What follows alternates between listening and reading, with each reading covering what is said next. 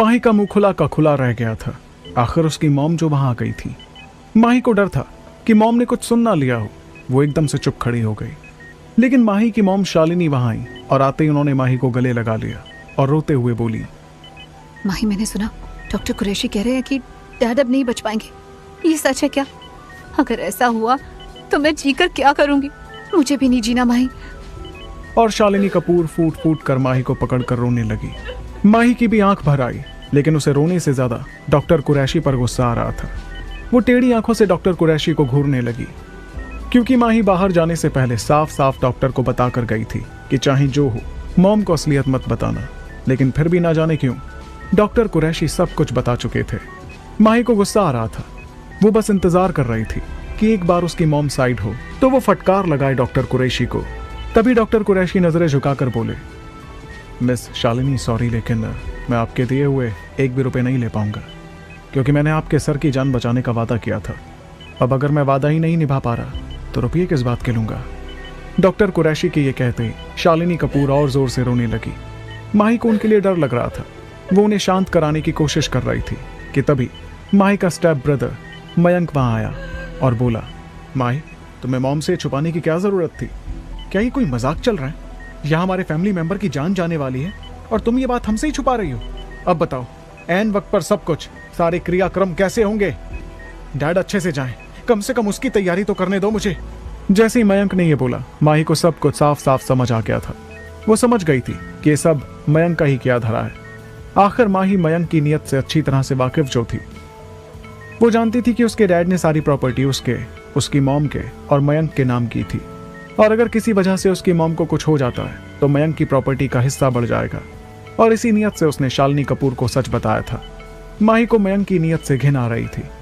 वो उसे बुरी तरह सुनाना चाहती थी, लेकिन तभी शालिनी कपूर मयंक की बातों को सोच सोच कर बेहोश हो गई। वो अचानक से जमीन पर गिर पड़ी।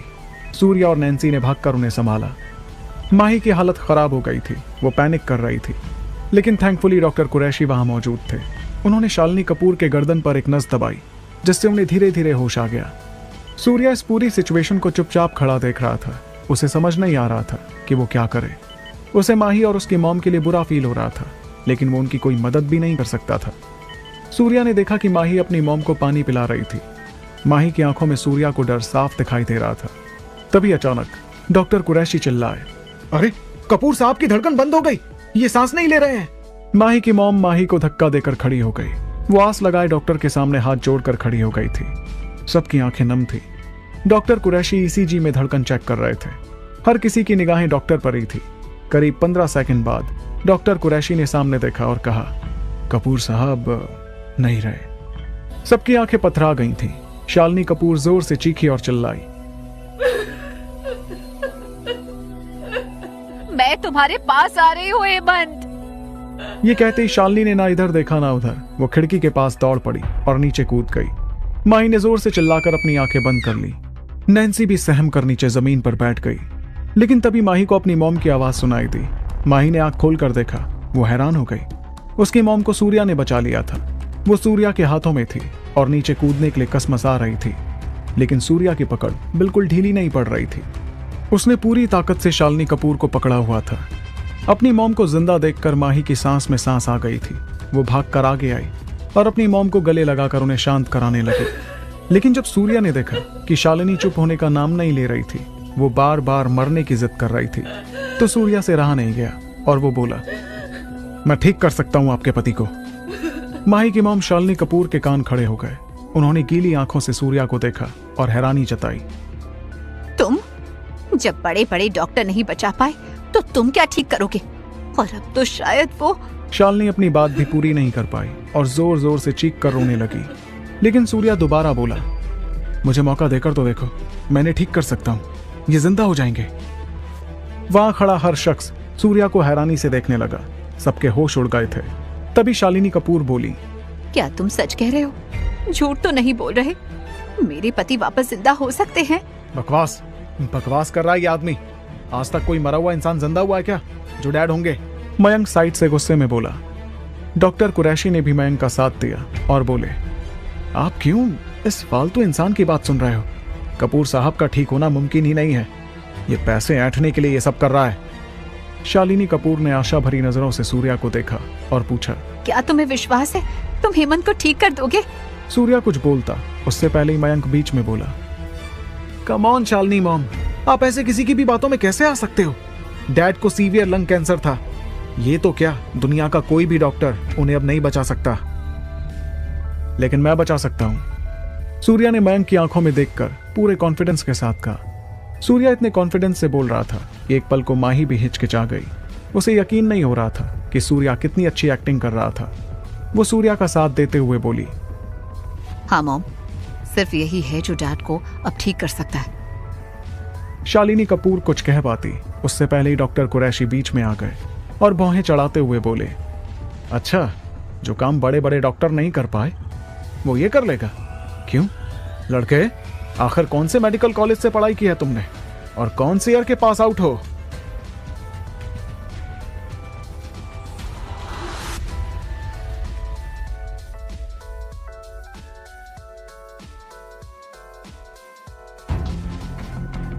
डॉक्टर कुरैशी आगे आए और भौहें चढ़ाते हुए उन्होंने सूर्या से पूछा, आखिर कौन से मेडिकल कॉलेज से पढ़ाई की है तुमने और कौन से ईयर के पास आउट हो?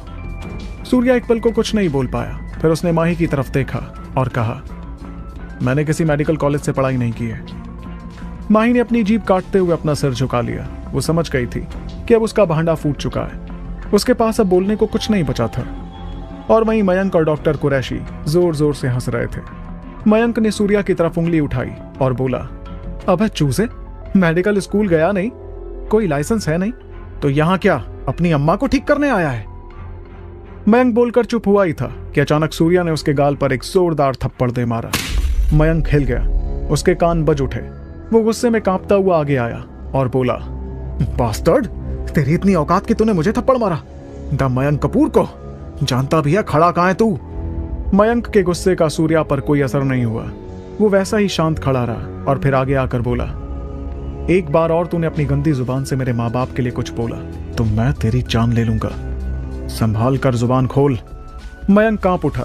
वो आज तक किसी के सामने चुप नहीं हुआ था। ये पहली बार था जब उसकी बोलती बंद हो चुकी थी। सूर्या ने अपने आसपास खड़े लोगों की तरफ देखा।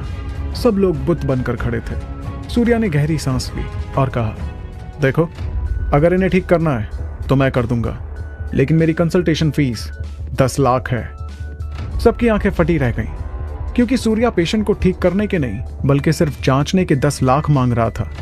माई हड़बड़ाते हुए आगे आई और धीरे से सूर्या के कान में बोली, देखो, ये ड्रामा अब यहीं खत्म कर दो, बहुत हो गया है। मैं तुम्हारे बाकी के 50,000 दे दूंगी, अभी यहाँ से जाओ।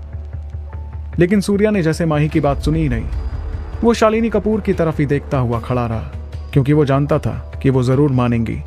माही को अजीब लगा। वो दोबारा सूर्या को समझाने ही लगी थी कि डॉक्टर कुरैशी सूर्या का मजाक बनाते हुए बोले, 10 लाख फीस, कुछ भी बकवास। सूर्या को लगा कि सब कुछ गलत समझ रहे हैं। उसने तुरंत कहा, सॉरी, आप लोग शायद गलत समझे। 10 लाख मैं लूंगा इन्हें उठाने के लिए, और अगर आप चाहते हो कि ये पूरी तरह से ठीक हो जाए तो उसका अलग प्रोसीजर है, उसके 50 लाख लगेंगे। माही दंग रह गई थी। आखिर सूर्या रुकने का नाम ही नहीं ले रहा था। वो एक झूठ के ऊपर दूसरा झूठ बोले जा रहा था। माही को समझ ही नहीं आ रहा था कि वो सूर्या को सबके सामने कैसे रोके। आखिर उसे यहाँ लाने का प्लान तो उसी का था। नैन्सी सिचुएशन समझ रही थी। वो माही के बगल में आकर खड़ी हुई और सूर्या से बोली, 50 लाख? तुम कुछ ज्यादा डिमांड नहीं कर रहे हो? हमारी बात 1 लाख की हुई थी। सूर्या ने नैन्सी को अपनी पैनी नजर से देखा और कहा, मैडम, वो 1 लाख को भूल जाओ। पेशेंट की कंडीशन देखकर 50 लाख बोले हैं। अगर इस स्टेज पर इन्हें कोई और ठीक कर दे तो मानूं। नैन्सी चुप हो गई। वो ज्यादा बोलकर माही का भांडा नहीं फोड़ना चाहती थी। वहां हर कोई चुप खड़ा था, कोई कुछ नहीं बोल रहा था। 50 लाख कपूर फैमिली के लिए कोई बड़ी बात नहीं थी, लेकिन बड़ी बात थी सूर्या जैसे इंसान पर ट्रस्ट करना। सबकी चुप्पी से सूर्या की बेचैनी बढ़ती जा रही थी। सूर्या ने घड़ी में टाइम देखा और कहा, मैं आप लोगों को सोचने के लिए 5 सेकंड देता हूं, उसके बाद मैं यहां से चला जाऊंगा। 5, 4, 3, 2 और मंजूर है, उन्हें ठीक करो, तुम्हें 50 लाख मिल जाएंगे। शालिनी कपूर ने पैनिक होते हुए कहा। वो अपने पति को वापस पाने का यह आखिरी रास्ता खोना नहीं चाहती थी। सूर्या के चेहरे पर मुस्कान आ गई। वो शालिनी कपूर की तरफ देखते हुए बोला, कांग्रेचुलेशंस, आपके पति ठीक होने वाले हैं। मैं इनका यहाँ पहला ट्रीटमेंट करूंगा। तब तक आप सब बाहर चले जाइए, कोई अंदर नहीं रहेगा। और हाँ, ट्रीटमेंट के तुरंत बाद मुझे मेरे पैसे मिल जाने चाहिए। ये कहकर सूर्या ने किसी के रिप्लाई का भी वेट नहीं किया और तुरंत सबको बाहर का रास्ता दिखाकर दरवाजा बंद कर लिया। बाहर सब लोग एक दूसरे को देखकर हैरान खड़े थे। किसी को समझ नहीं आ रहा था कि क्या हो रहा है। तभी कुछ देर बाद माही अचानक बोल पड़ी, क्या सच में ये डैड को सही कर देगा? मयंक ने मुंह बना लिया और अपना पैर जमीन पर पटकते हुए बोला, उसने बोल दिया और तुमने मान लिया? उफ, तुम लड़कियों के पास जरा भी दिमाग क्यों नहीं होता? डैड जा चुके हैं। ईसीजी मशीन में उनकी हार्ट बीट का नामो निशान नहीं था। Medically he is dead. अभी देखना, थोड़ी देर बाद बाहर आकर वो भी यही कहेगा, लेकिन उसके वो 1 लाख लेगा, क्योंकि 50 लाख लेने के लिए उसे डैड को जिंदा करना पड़ेगा, जो कि इम्पॉसिबल है।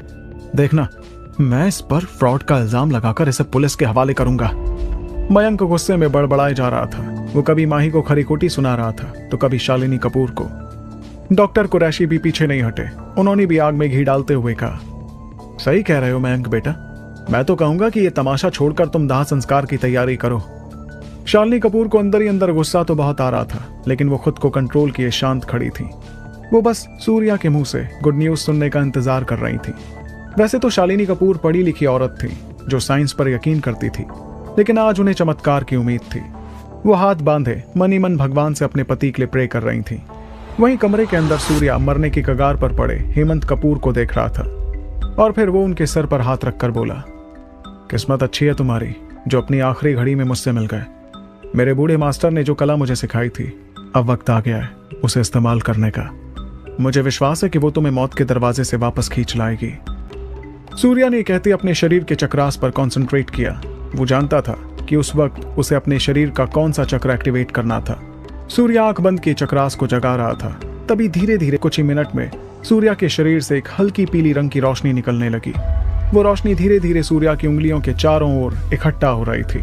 अगले ही पल सूर्या की उंगलियां तेजी से हिलने लगी और धीरे धीरे वो एनर्जी उसकी उंगली से होते हुए पूरे शरीर में बहने लगी और उस एनर्जी से निकल रही रोशनी पूरे कमरे में फैल गई थी।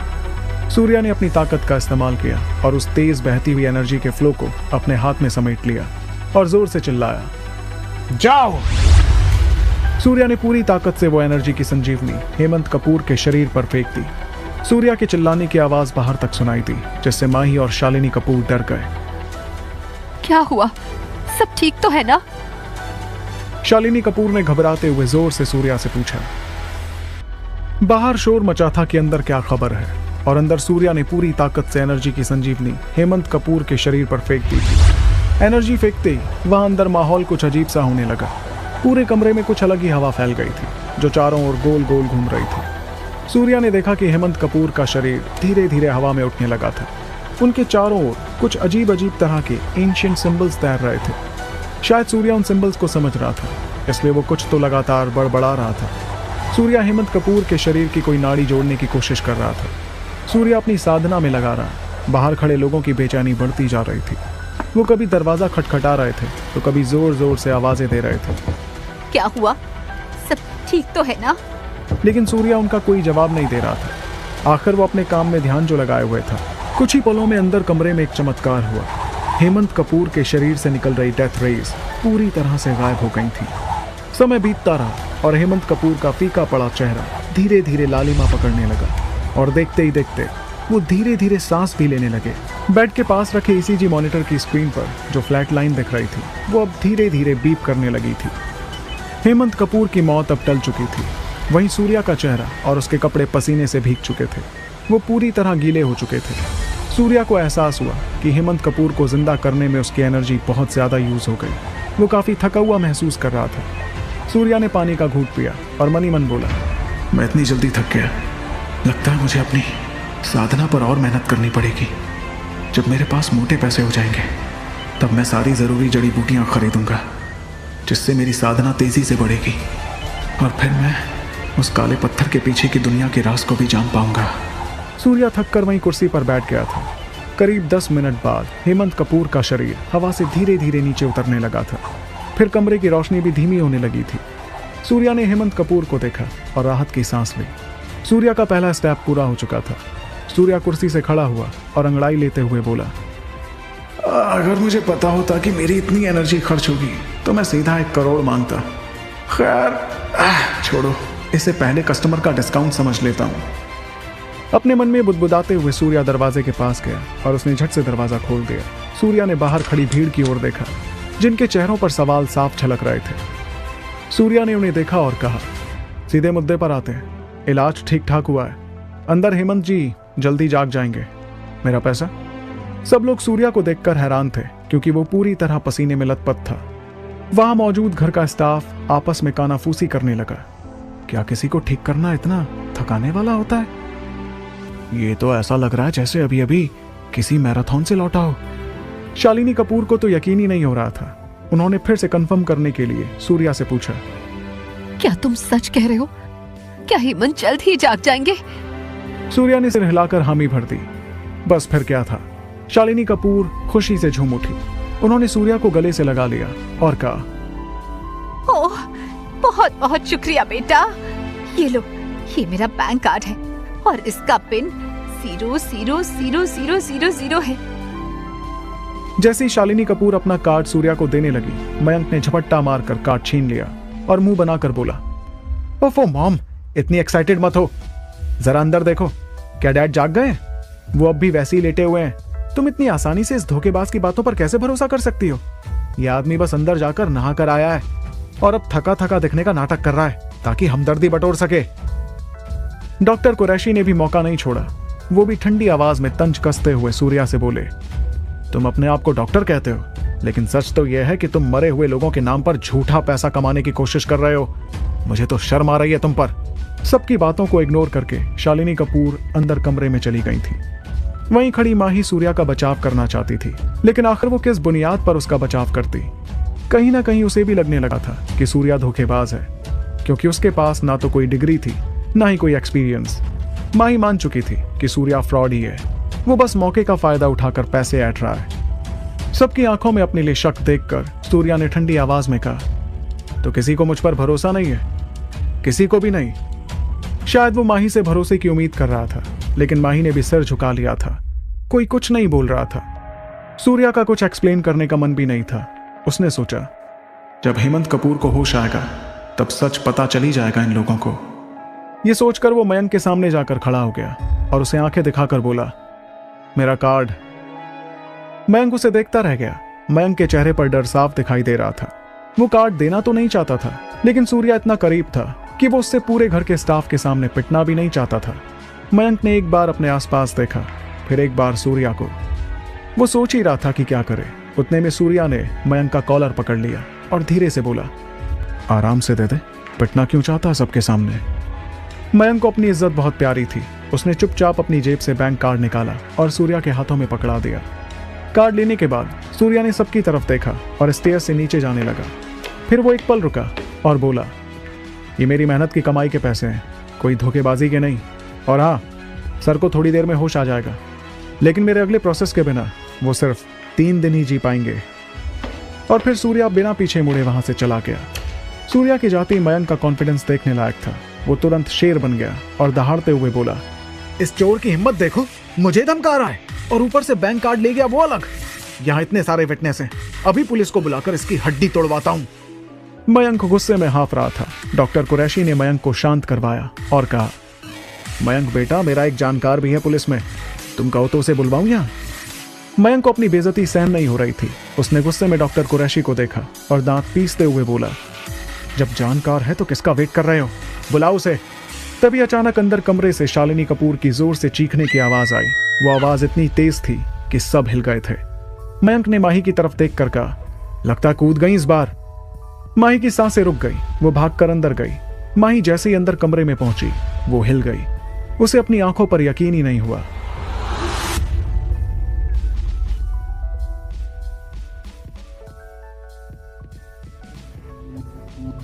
माही जैसे ही अंदर कमरे में पहुंची, वो हिल गई। उसे अपनी आंखों पर यकीन नहीं हुआ। माही के डैड हेमंत कपूर, जिन्हें डॉक्टर ने डेड घोषित कर दिया था, वो अपने बेड पर बैठे हुए थे। माही के होश उड़ चुके थे। उसे यकीन नहीं हो रहा था।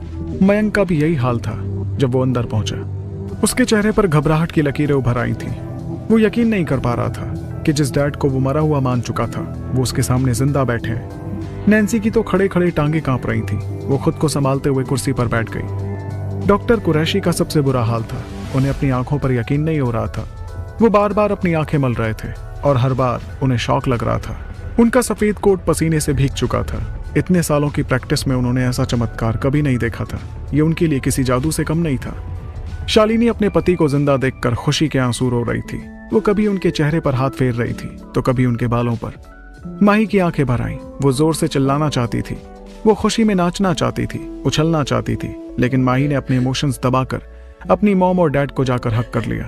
उसकी आंखों से आंसू बहते जा रहे थे। माही को ऐसा लग रहा था जैसे सब कुछ धीरे धीरे ठीक हो रहा है। उसके चेहरे के सामने सूर्या की शक्ल उभर आई। माही को बुरा लगने लगा कि उसने सूर्या को फ्रॉड समझा।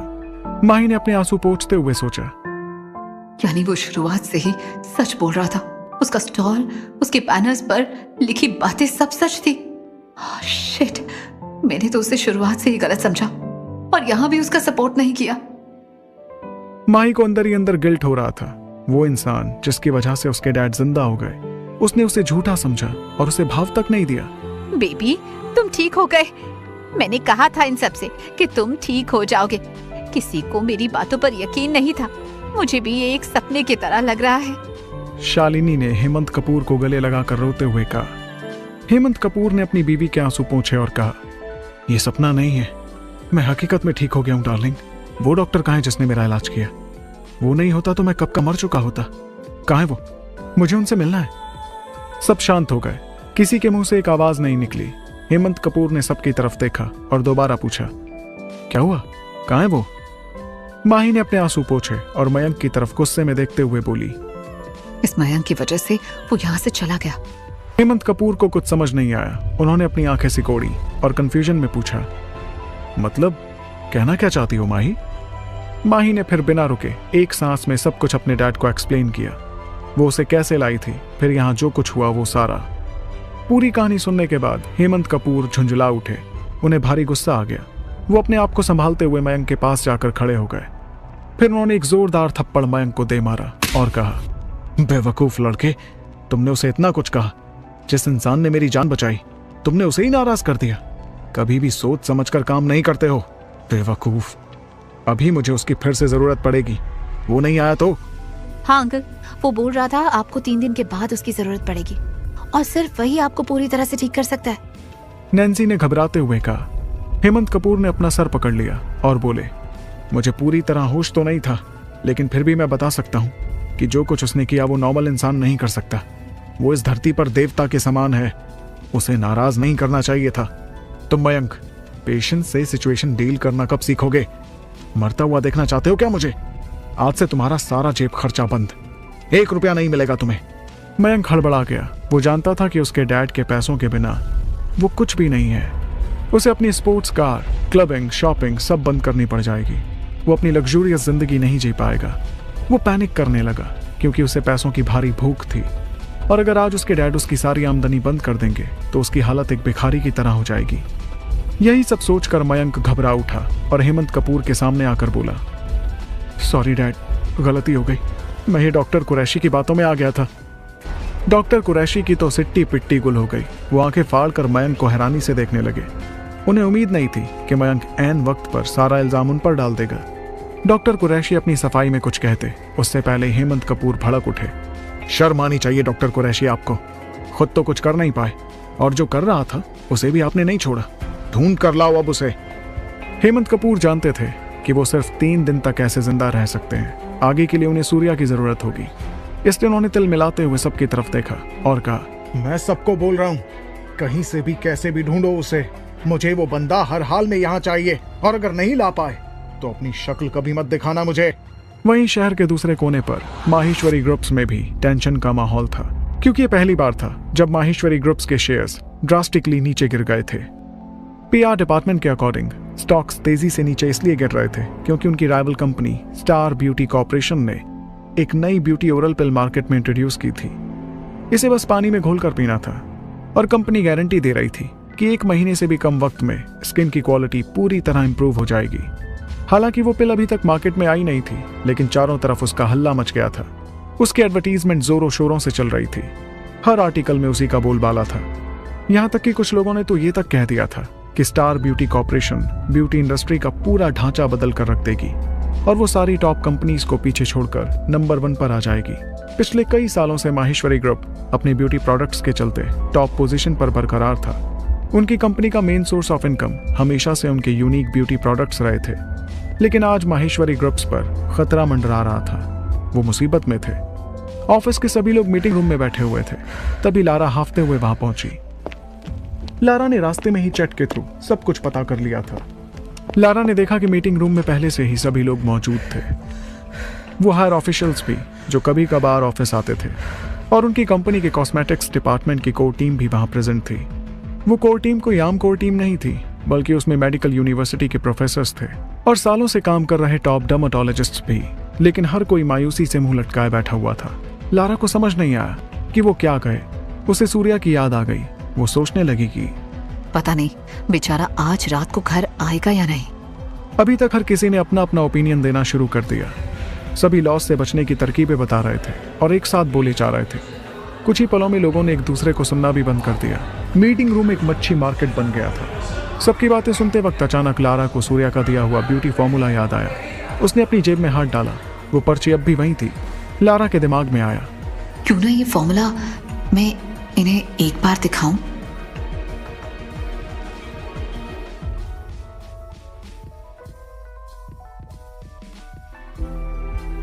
लारा के दिमाग में आया, क्यों ना ये फॉर्मूला मैं इन्हें एक बार दिखाऊं। लेकिन फिर लारा को अपनी बात बेवकूफी भरी लगी। उसने सोचा, सूर्या ने कुछ भी लिखकर दे दिया होगा। यहाँ दिखाऊंगी और कुछ नहीं निकला तो मेरी बेइज्जती हो जाएगी। लारा ने वो पर्ची वापस अपनी जेब में रख दी और लोगों का डिस्कशन सुनने लगी। लेकिन ना जाने क्यों लारा पहली बार काम पर फोकस नहीं कर पा रही थी। उसके दिमाग में बार बार सूर्या का ही ख्याल आ रहा था। लारा ने धीरे से बुदबुदाया, लड़का अच्छा है पर थोड़ा इम्प्रैक्टिकल है। लारा, किस लड़के के ख्यालों में डूबकर बड़बड़ा रही हो? लारा ने जैसे ये शब्द सुने वो चौंक उठी। उसने देखा कि सामने पीआर डायरेक्टर सुनैना खड़ी थी, जिससे लारा की बिल्कुल नहीं बनती थी। दोनों एक दूसरे को फूटी आंख नहीं सुहाते थे। अभी पिछले हफ्ते ही सुनैना शहर के किसी अमीर बिजनेसमैन के साथ रिलेशनशिप में आई थी और वो ये बात बार बार लारा को जताना नहीं भूलती थी। सुनैना ने तो लारा के बारे में ऑफिस में ये भी फैला दिया था कि वो सिंगल इसलिए है क्योंकि वो किसी एक के साथ कमिट नहीं करना चाहती। उसका चक्कर कई लोगों के साथ है। ये बात पता चलने पर लारा ने सुनैना को बहुत सुनाया था, लेकिन फिर भी सुनैना लारा को बेइज्जत करने का कोई मौका नहीं छोड़ती थी। जैसे आज ही उसने सबके सामने लारा को पॉइंट आउट कर दिया था। सुनैना को देखकर लारा का भी मुंह बन गया। उसने अपनी आंखें रोल की और कहा, तुम्हें क्या मतलब? मैं किसी के भी ख्यालों में डूबी रहूं? तुम्हारे पास मुझे ऑब्जर्व करने के अलावा और कोई काम नहीं है क्या? सुनैना भी चुप नहीं हुई। वो लारा को देखकर मुस्कुराई और बोली, ओह हाँ, सॉरी। कोई एक हो तो तुम बताओ। आसमान में जितने तारे हैं उतने तो तुम्हारी जिंदगी में लड़के हैं। लारा उसे थप्पड़ मारने ही वाली थी कि उसने खुद को रोका। लारा ने सोचा, वैसे इतना टेंशन भरा माहौल है, मैं क्यों एक और सीन क्रिएट करूं? ये तो स्टूपिड है। मुझे होश से काम लेना चाहिए। लारा खुद के गुस्से पर काबू कर ही रही थी कि सुनैना ने आगे बढ़कर लारा की जेब में हाथ डालकर सूर्या की दी हुई पर्ची निकाल ली।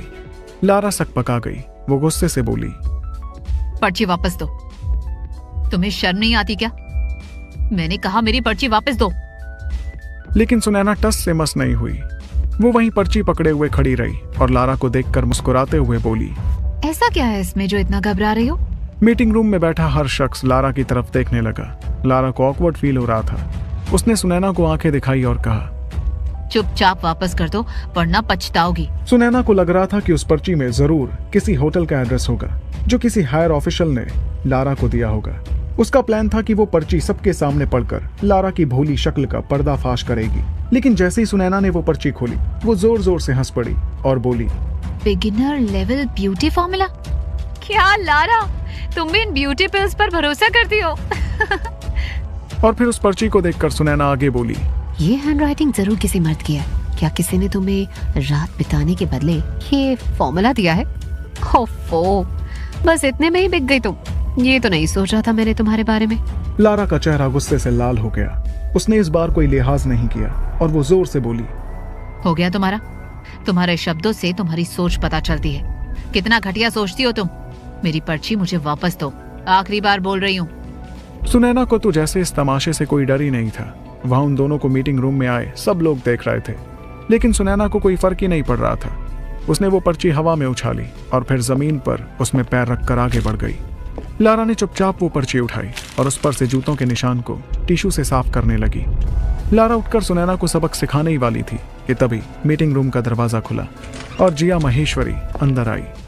जिया महेश्वरी एक लंबी खूबसूरत लड़की थी जो दिखने में काफी स्ट्रिक्ट थी और इस वक्त तो उसके चेहरे पर टेंशन छाई हुई थी। वो जैसे ही अंदर आई सब लोग उसे रिस्पेक्ट देने के लिए खड़े हो गए। जिया ने सबको हाथों के इशारे से बैठ जाने को कहा और वो खुद खड़ी रही। उसने सबकी तरफ देखा और हाथ फोल्ड करके कहा, आई एम श्योर आप लोगों को पता होगा मैंने ये मीटिंग क्यों रखी है।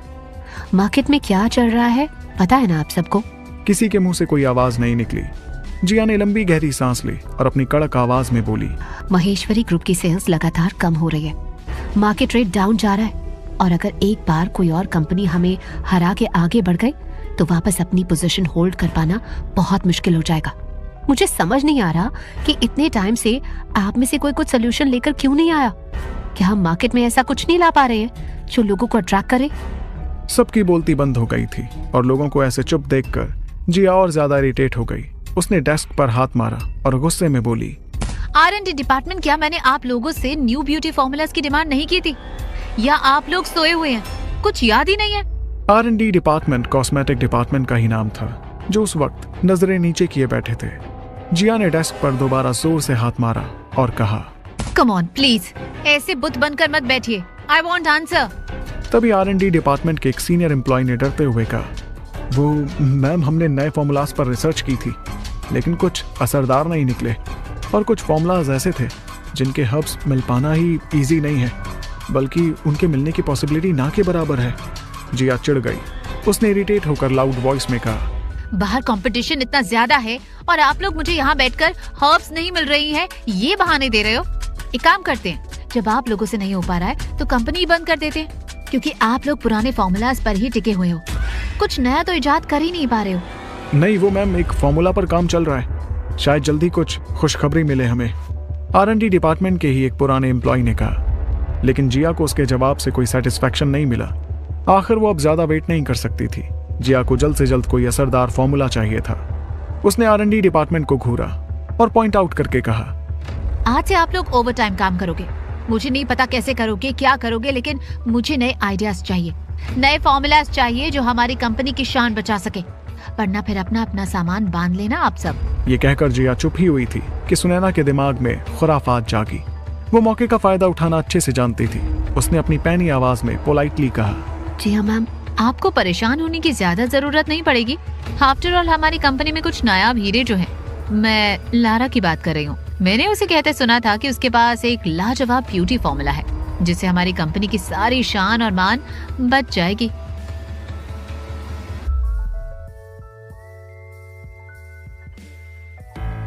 लारा के पास एक लाजवाब ब्यूटी फॉर्मूला है जिससे हमारी कंपनी की सारी शान और मान बच जाएगी। सुनैना ने जैसे ही ये कहा हर कोई हैरानी से लारा को देखने लगा, लेकिन लारा सकपका गई। उसे यकीन नहीं हो रहा था कि सुनैना ने सबके सामने उसे फंसा दिया था। वो नर्वस होकर इधर उधर देख ही रही थी कि तभी जिया ने सुनैना को देखा और तुरंत पूछा, सच में मुझे ये क्यों नहीं पता चला। सुनैना को तो जैसे मौका मिल गया था। वो बिना एक भी सेकंड गवाए तुरंत बोली, मैम उसने जस्ट अभी आपके आने से पहले ही मुझे बताया था, बहुत तारीफ कर रही थी उस फॉर्मूला की।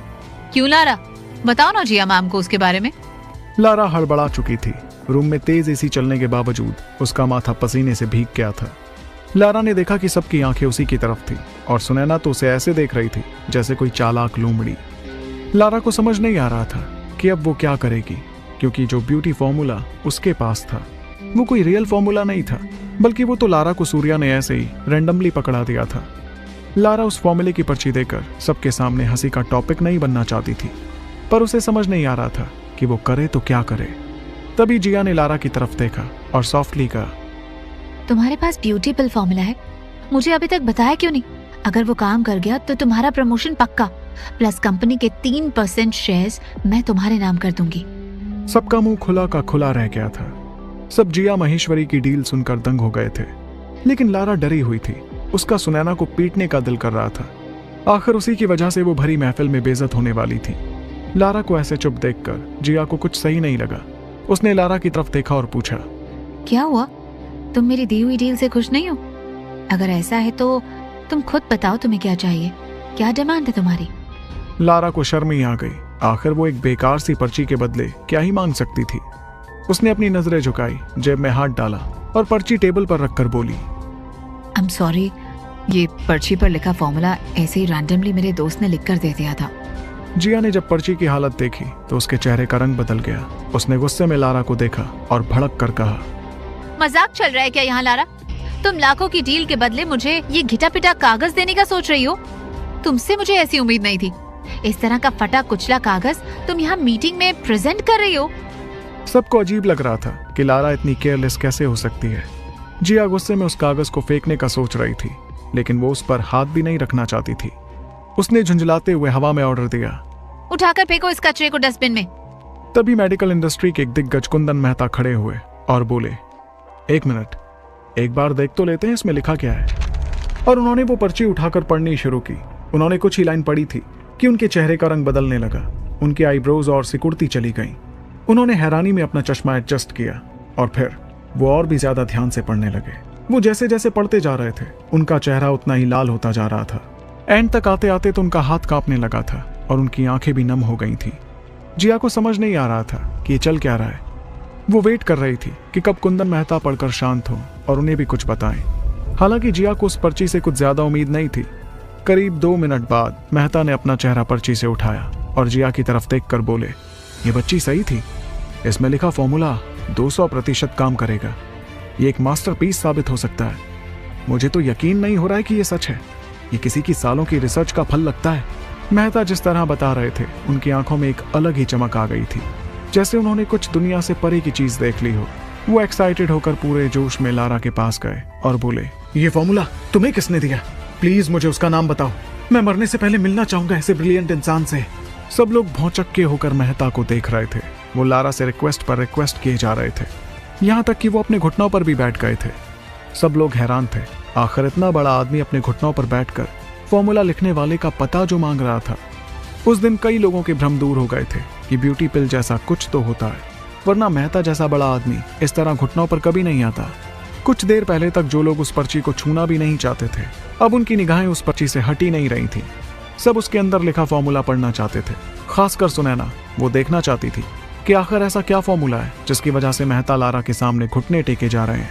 सुनैना को धीरे धीरे डर सताने लगा था कि बाई चांस फॉर्मूला काम कर गया तो लारा की तो चांदी हो जाएगी, जो सुनैना के लिए बर्दाश्त करना बिल्कुल पॉसिबल नहीं था।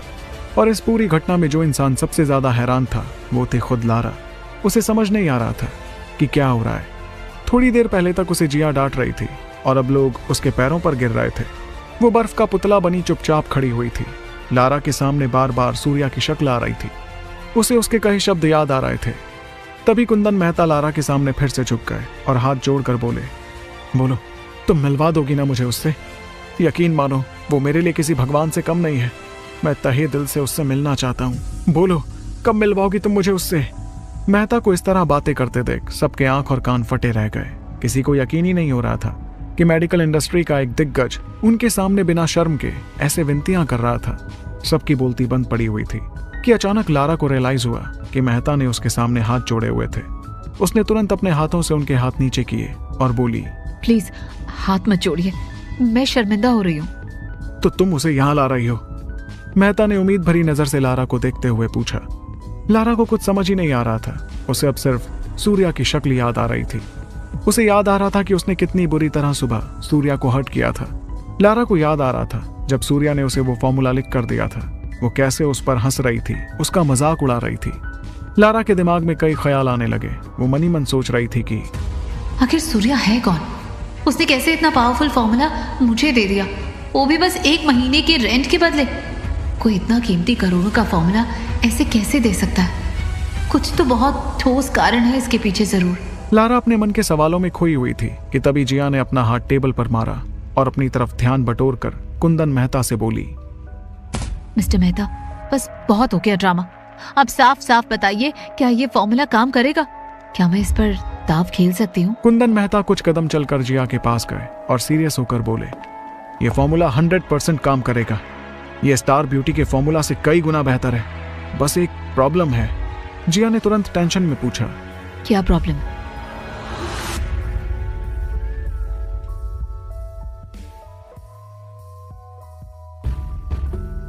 कुंदन मेहता जिया के पास गए और बोले, ये फॉर्मूला 100% काम करेगा। ये स्टार ब्यूटी के फॉर्मूला से कई गुना बेहतर है। बस एक प्रॉब्लम है। जिया ने तुरंत टेंशन में पूछा। क्या प्रॉब्लम? इस पर्ची के जगह जगह से फट जाने की वजह से मैं इसमें लिखा एक इंग्रेडिएंट नहीं पढ़ पा रहा हूं। अगर उस इंग्रेडिएंट के बारे में भी पता चल जाता तो अभी के अभी आपको कंपनी की तकदीर कागज पर लिख के दे देता। मेहता ने उस कागज की पर्ची को देखते हुए कहा। मेहता की बात खत्म भी नहीं हुई थी कि जिया आंखें बड़ी करके लारा की तरफ घूमी और गुस्सा कंट्रोल करते हुए बोली, क्यों लारा, इस तरह से ऐसी कीमती चीजों को रखा जाता है? ऐसे तो तुम कभी नहीं करती। आज क्या हो गया था तुम्हें? अब बताओ, कैसे पता करें उसमें क्या लिखा था? लारा डरकर एकदम चुप खड़ी थी। उसे समझ नहीं आ रहा था कि वो कैसे बताए कि पर्ची किसने फाड़ी थी। लेकिन वहां बैठे लोग लारा की तरह चुप नहीं बैठे। उनमें से एक आदमी सुधीर खड़ा हुआ और लारा का सपोर्ट करते हुए बोला, मैम, इसमें लारा की कोई गलती नहीं है। दरअसल आपके आने से पहले यहाँ काफी तमाशा हुआ था और जिसकी वजह से पर्ची फटी वो है। सुधीर नाम लेने ही वाला था कि सुनैना डर के मारे बीच में ही बोल पड़ी। सुधीर जी, आप यहाँ काम कर रहे थे या तमाशा देख रहे थे? आपको जो रिसर्च का काम मिला था वो हो गया पूरा? सुनैना ने बात ही घुमा दी थी, लेकिन जिया महेश्वरी इतनी बेवकूफ नहीं थी। वो देख पा रही थी कि चल क्या रहा है। उसने सुनैना को चुप रहने का इशारा किया और फिर सुधीर से पूछा, हाँ, क्या तमाशा हुआ था? किसने फाड़ी है पर्ची? सुनैना का दिल उसके हाथ में आ गया था। डर के मारे उसके हाथ पैर कांप रहे थे।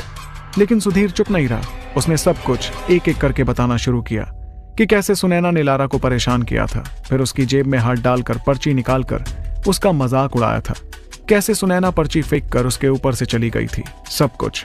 सुधीर की बात सुनकर जिया आग बबूली हो चुकी थी। उसे सुनैना अपनी एम्प्लॉय से ज्यादा अपनी दुश्मन नजर आ रही थी। उसने गुस्से में सुनैना की तरफ देखा और दांत भींच कर घूर कर बोली, How dare you to do this? तुम्हारे अंदर दिमाग है कि नहीं? वो तो शुक्र है ये पर्ची पूरी तरह नहीं फटी, वरना ये करोड़ों का फॉर्मूला कूड़े में चला जाता। तुम्हें पड़ी ही क्या थी लारा को छेड़ने की? तुम ऑफिस इसीलिए आती हो? सुनैना मुंह बंद किए चुपचाप खड़ी थी। उसे यकीन नहीं हो रहा था कि उसका तीर उसी पर घूमकर वापस आ गया था। वो समझ गई थी कि उसकी नौकरी पर बात आने वाली है, इसलिए वो आंखों में आंसू भरकर ड्रामा करने लगी। मुझसे बहुत बड़ी गलती हो गई। ना जाने मैंने ऐसा क्यों किया। लारा, तुम तो मेरी बहन जैसी हो। मैं तुमसे माफी मांगती हूँ। मुझे माफ कर दो। जब से मेरी माँ हॉस्पिटल में एडमिट है, तब से मैं न जाने कैसे रिएक्ट करने लगी हूँ। कुछ भी बोल देती हूँ, जो हाथ आता है फाड़ देती हूँ। लेकिन यहाँ मुझसे बहुत बड़ी गलती हो गई। और सुनैना आंखों से आंसू टपका टपका कर रोने लगी, जैसे सच में उसे बहुत अफसोस हो।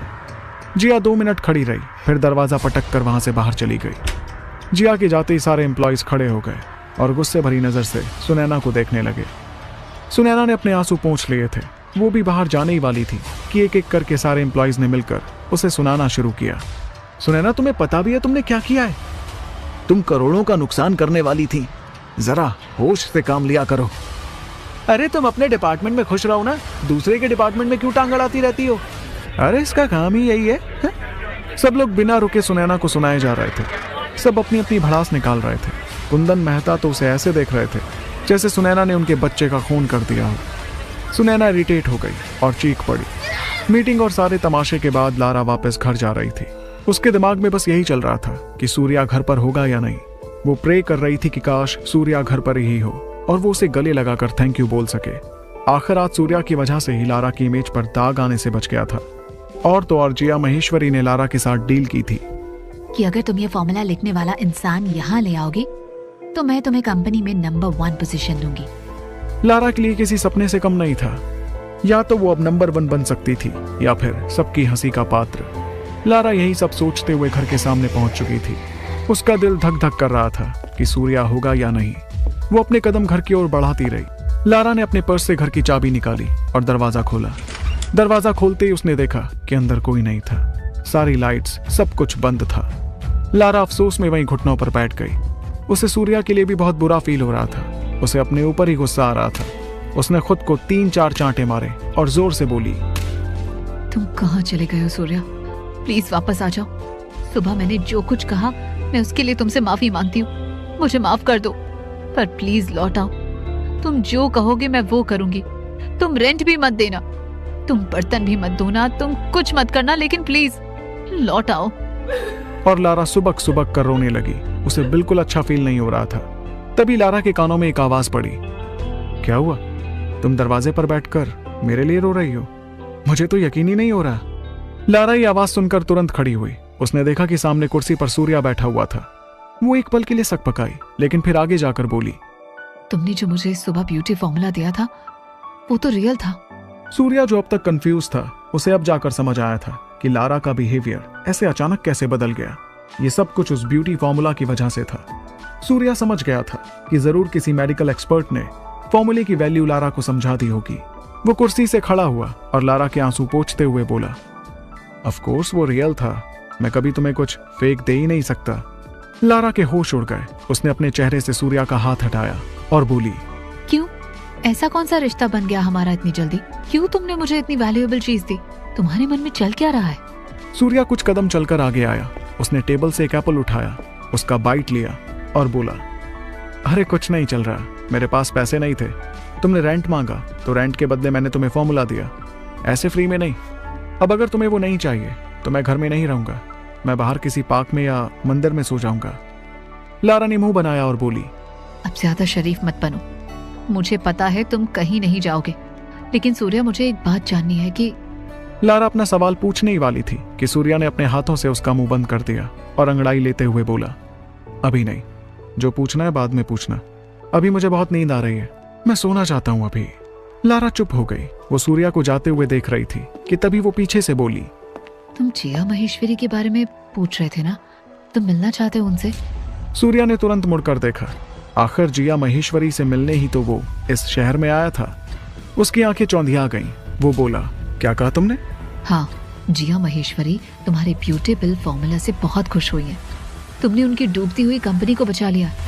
उन्होंने कल सुबह 10 बजे तुम्हें ऑफिस में बुलाया है। लारा ने एक सांस में सब बोल दिया। वो जानती थी कि सूर्या ये बात सुनकर रुक जाएगा, और वैसा ही हुआ भी। सूर्या रुक गया था। वो किसी सोच में पड़ गया था। वो 2 कदम आगे चलकर आया और लारा से बोला, नहीं, मैं नहीं मिलूंगा।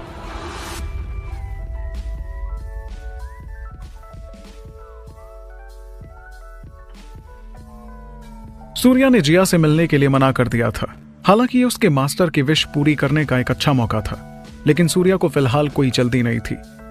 वो जानता था कि अभी जिया महेश्वरी पर कोई बड़ा खतरा नहीं है, इसलिए उसने उसके ऑफर को बिना सोचे समझे ठुकरा दिया था। उस वक्त सूर्या का पूरा फोकस अपनी साधना का लेवल बढ़ाने में था। वो जानता था कि सिर्फ अपनी कठोर साधना के बल पर ही वो शमशेर सिंह के पूरे खानदान को खत्म कर सकता है और उस काले पत्थर के पीछे का सच जान सकता था। इसलिए सूर्या ने बिना एक भी सेकंड गवाए लारा से ना कहा और अंदर कमरे में सोने चला गया। लारा वहीं हैरानी में खड़ी की खड़ी रह गई। उसे यकीन नहीं हो रहा था कि सूर्या जिया महेश्वरी से मिलने के लिए मना कर रहा था। वो जिया महेश्वरी जिससे मिलने के लिए सूर्या ने सिक्योरिटी गार्ड से लड़ाई की थी, वो जिया महेश्वरी जिससे मिलने के लिए लोग तरसते थे, आज उसी के इनविटेशन को सूर्या मना कर रहा था। यह बात लारा के दिमाग से परे थी। आधी रात को ही लारा ने जिया को कॉल लगाया। जिया उस वक्त अपने बाथटब में बैठी थी। वो बुलबुलों के साथ खेल रही थी जब लारा का कॉल आया। लारा ने फोन पर जिया को बताया कि सूर्या ने मिलने से मना कर दिया है। जिया ने ओके बोलकर फोन काट दिया था, लेकिन वो बेचैन हो उठी। वो 1 मिनट इस बात को हजम ही करती रही कि किसी ने उससे मिलने से मना कर दिया था। फिर एटीट्यूड में हंसते हुए वो बोली, तुम्हारी नां ने मेरी दिलचस्पी तुम में और भी ज्यादा बढ़ा दी है। मैं देखना चाहती हूँ कि तुम आखिर कौन हो जिसने मुझे मना किया। अगली सुबह लारा जरा देर से उठी। बीते दिन की थकान उसकी पूरी बॉडी में फैली हुई थी। उसके उठने से पहले ही सूर्या उसके लिए एक नोट छोड़कर घर से बाहर निकल गया। सूर्या का आज का प्लान एक पुराने जाने माने वैद्य के पास जाने का था। सूर्या उनसे अपनी साधना के लिए कुछ जड़ी बूटियां खरीदना चाहता था, जिसके लिए अब उसके पास हेमंत कपूर की जान बचाकर अपने कमाए हुए पैसे भी थे। सूर्या लोकल ट्रेन से होते हुए गिलबर्ट हिल नाम की जगह पहुंचा, जहां एक बहुत बड़ा हॉल था जिसका नाम अदाकारी हॉल था। सूर्या जब वहां पहुंचा तो उसने देखा कि वहां वैद्य की तो एक छोटी सी दुकान थी, बाकी उस हॉल में और भी बहुत कुछ था। वैद्य की दुकान के आगे लंबी लाइन लगी थी। शायद दुकान खुलने में समय बाकी था। सूर्या ने देखा कि उस लाइन में ज्यादातर बुढ़े लोग ही थे। वो अकेला यंग लड़का वहां खड़ा था।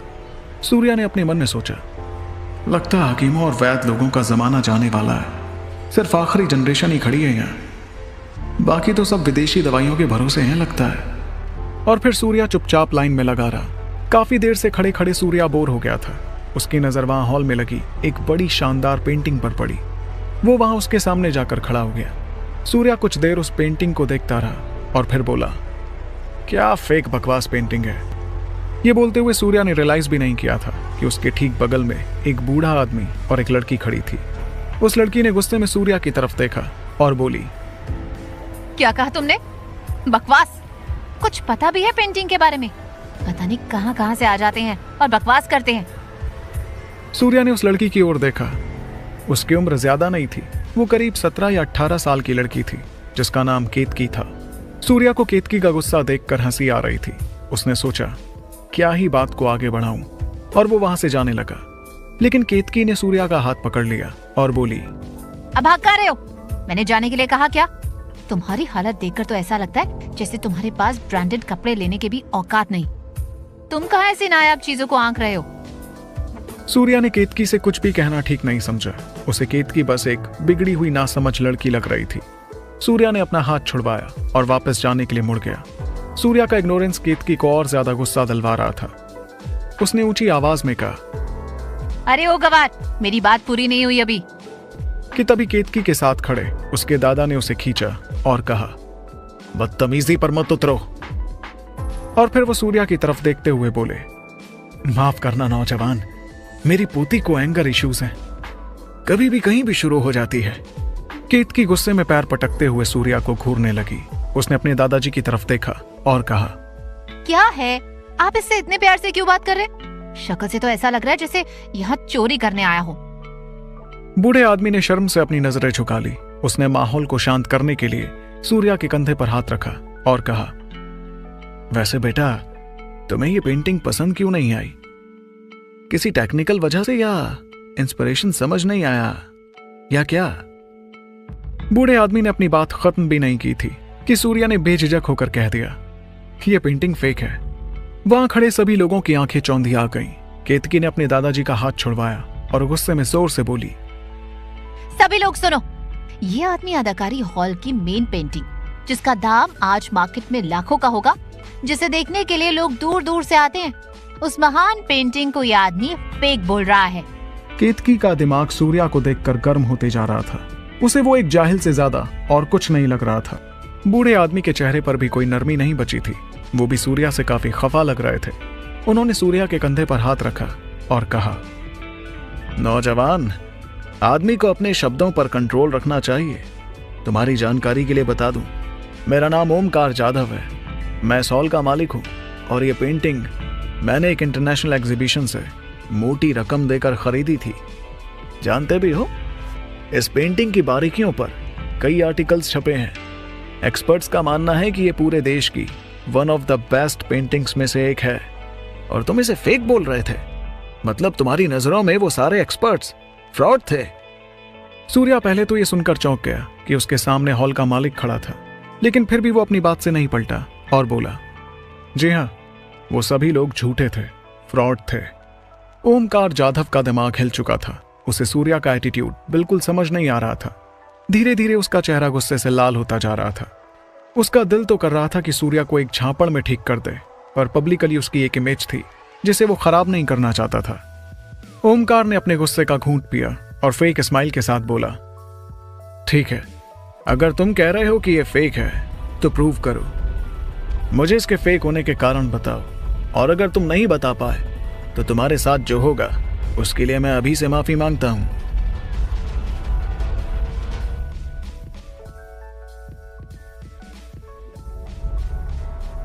ओमकार ने अपने गुस्से का घूंट पिया और फेक स्माइल के साथ बोला, ठीक है, अगर तुम कह रहे हो कि यह फेक है तो प्रूव करो।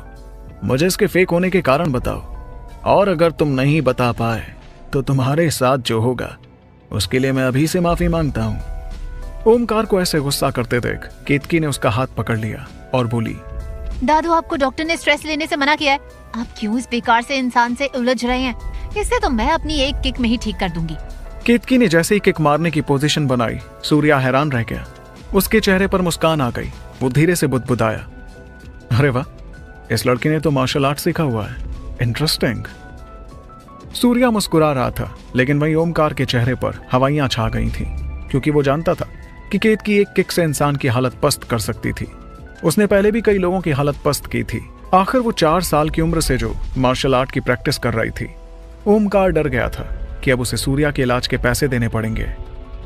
केतकी ने अपना पैर हवा में उठाया, 45 डिग्री एंगल के साथ सीधे किक सूर्या की कमर पर मारी।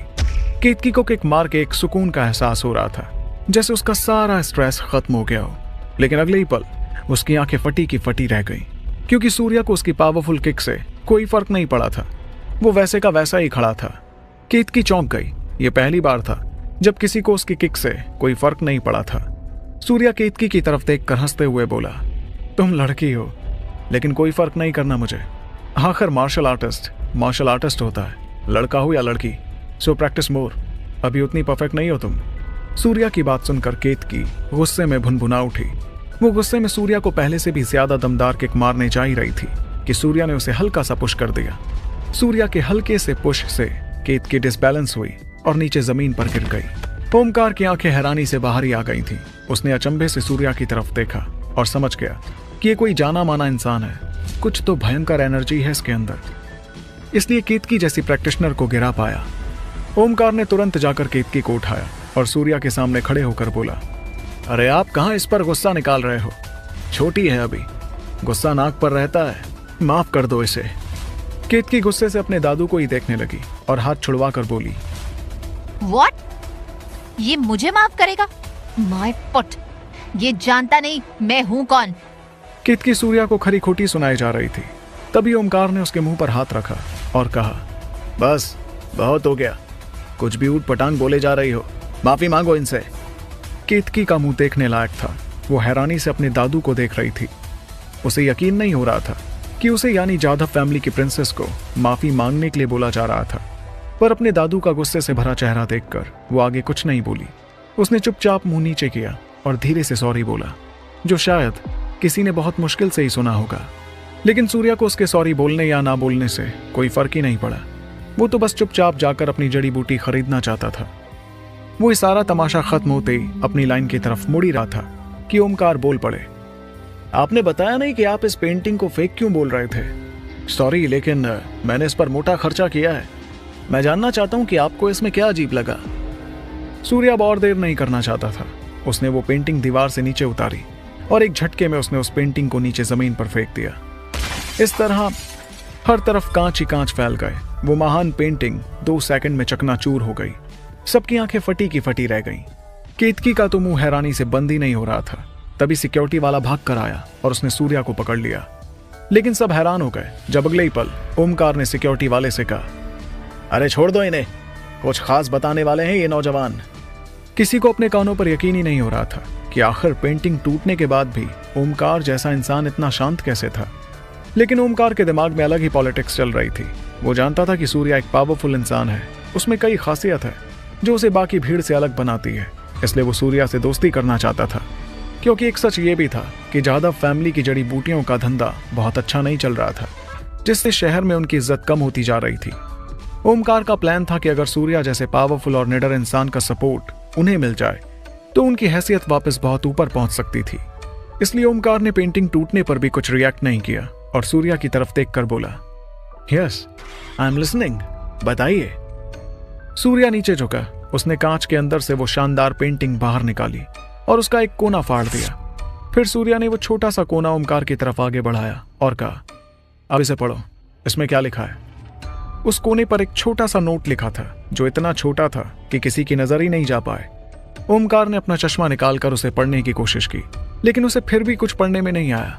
फिर उसने अपने ड्राइवर से मैग्नीफाइंग ग्लास मंगवाए और जब उसने ध्यान से दोबारा उस नोट को पढ़ा तो उसका चेहरा पीला पड़ गया। वो गले से थूक गटकने लगा। उसने आसपास देखा, सब उसी को देख रहे थे। ओमकार को कुछ समझ नहीं आया और वो जोर जोर से हंसने लगा। केतकी ने क्यूरियस होकर तुरंत ओमकार के हाथ से मैग्नीफाइंग ग्लास ले लिया और नोट पढ़ने लगी। जैसे उसने नोट पढ़ा, उसका सारा एटीट्यूड निकल कर बाहर आ गया। वहां खड़े लोगों के अंदर भी क्यूरियोसिटी बढ़ गई कि आखिर उसमें ऐसा लिखा क्या है जो दादा और पोती कुछ भी बोल नहीं पा रहे। सब जानना चाह रहे थे, लेकिन पूछने की हिम्मत किसी की नहीं हो रही थी। शायद सूर्या ने सबकी इच्छा को समझ लिया था। वो उस नोट को अपने हाथ में लेकर बोला, इसमें लिखा है कि देखते हैं कौन गधा ये मेरी बकवास पेंटिंग खरीदेगा। जो भी खरीदेगा उसे पेंटिंग की कोई जानकारी नहीं है। उस मासूम इंसान के लिए मुझे अफसोस है। नंदन बोस। दोनों ओमकार और केतकी की नजरें झुक गई थीं, लेकिन ओमकार उस पल को शर्मिंदा होकर नहीं बल्कि सूर्या की तारीफ करके उसे इंप्रेस करना चाहता था।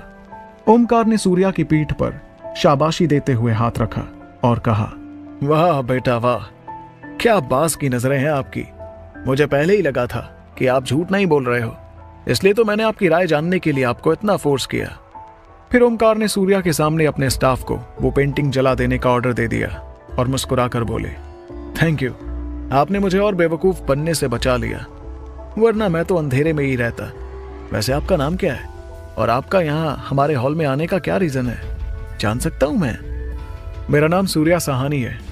मैं यहाँ कुछ जड़ी बूटियां लेने आया था बस। सूर्या ने अपनी जेब में हाथ डालकर कैजुअली कहा। ओमकार के चेहरे का रंग बदल गया। उसे कुछ तो अजीब लगा।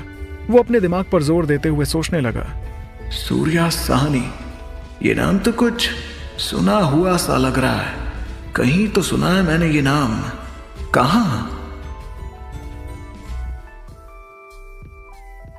जानी क्यों सुना सुना लग रहा है। कहां सुना है ये नाम? ओमकार सूर्या का नाम सुनकर सोच में पड़ गया था। उसे कुछ तो याद आ रहा था। अचानक ओमकार को 8 साल पहले हुआ शिप वाला हादसा याद आ गया।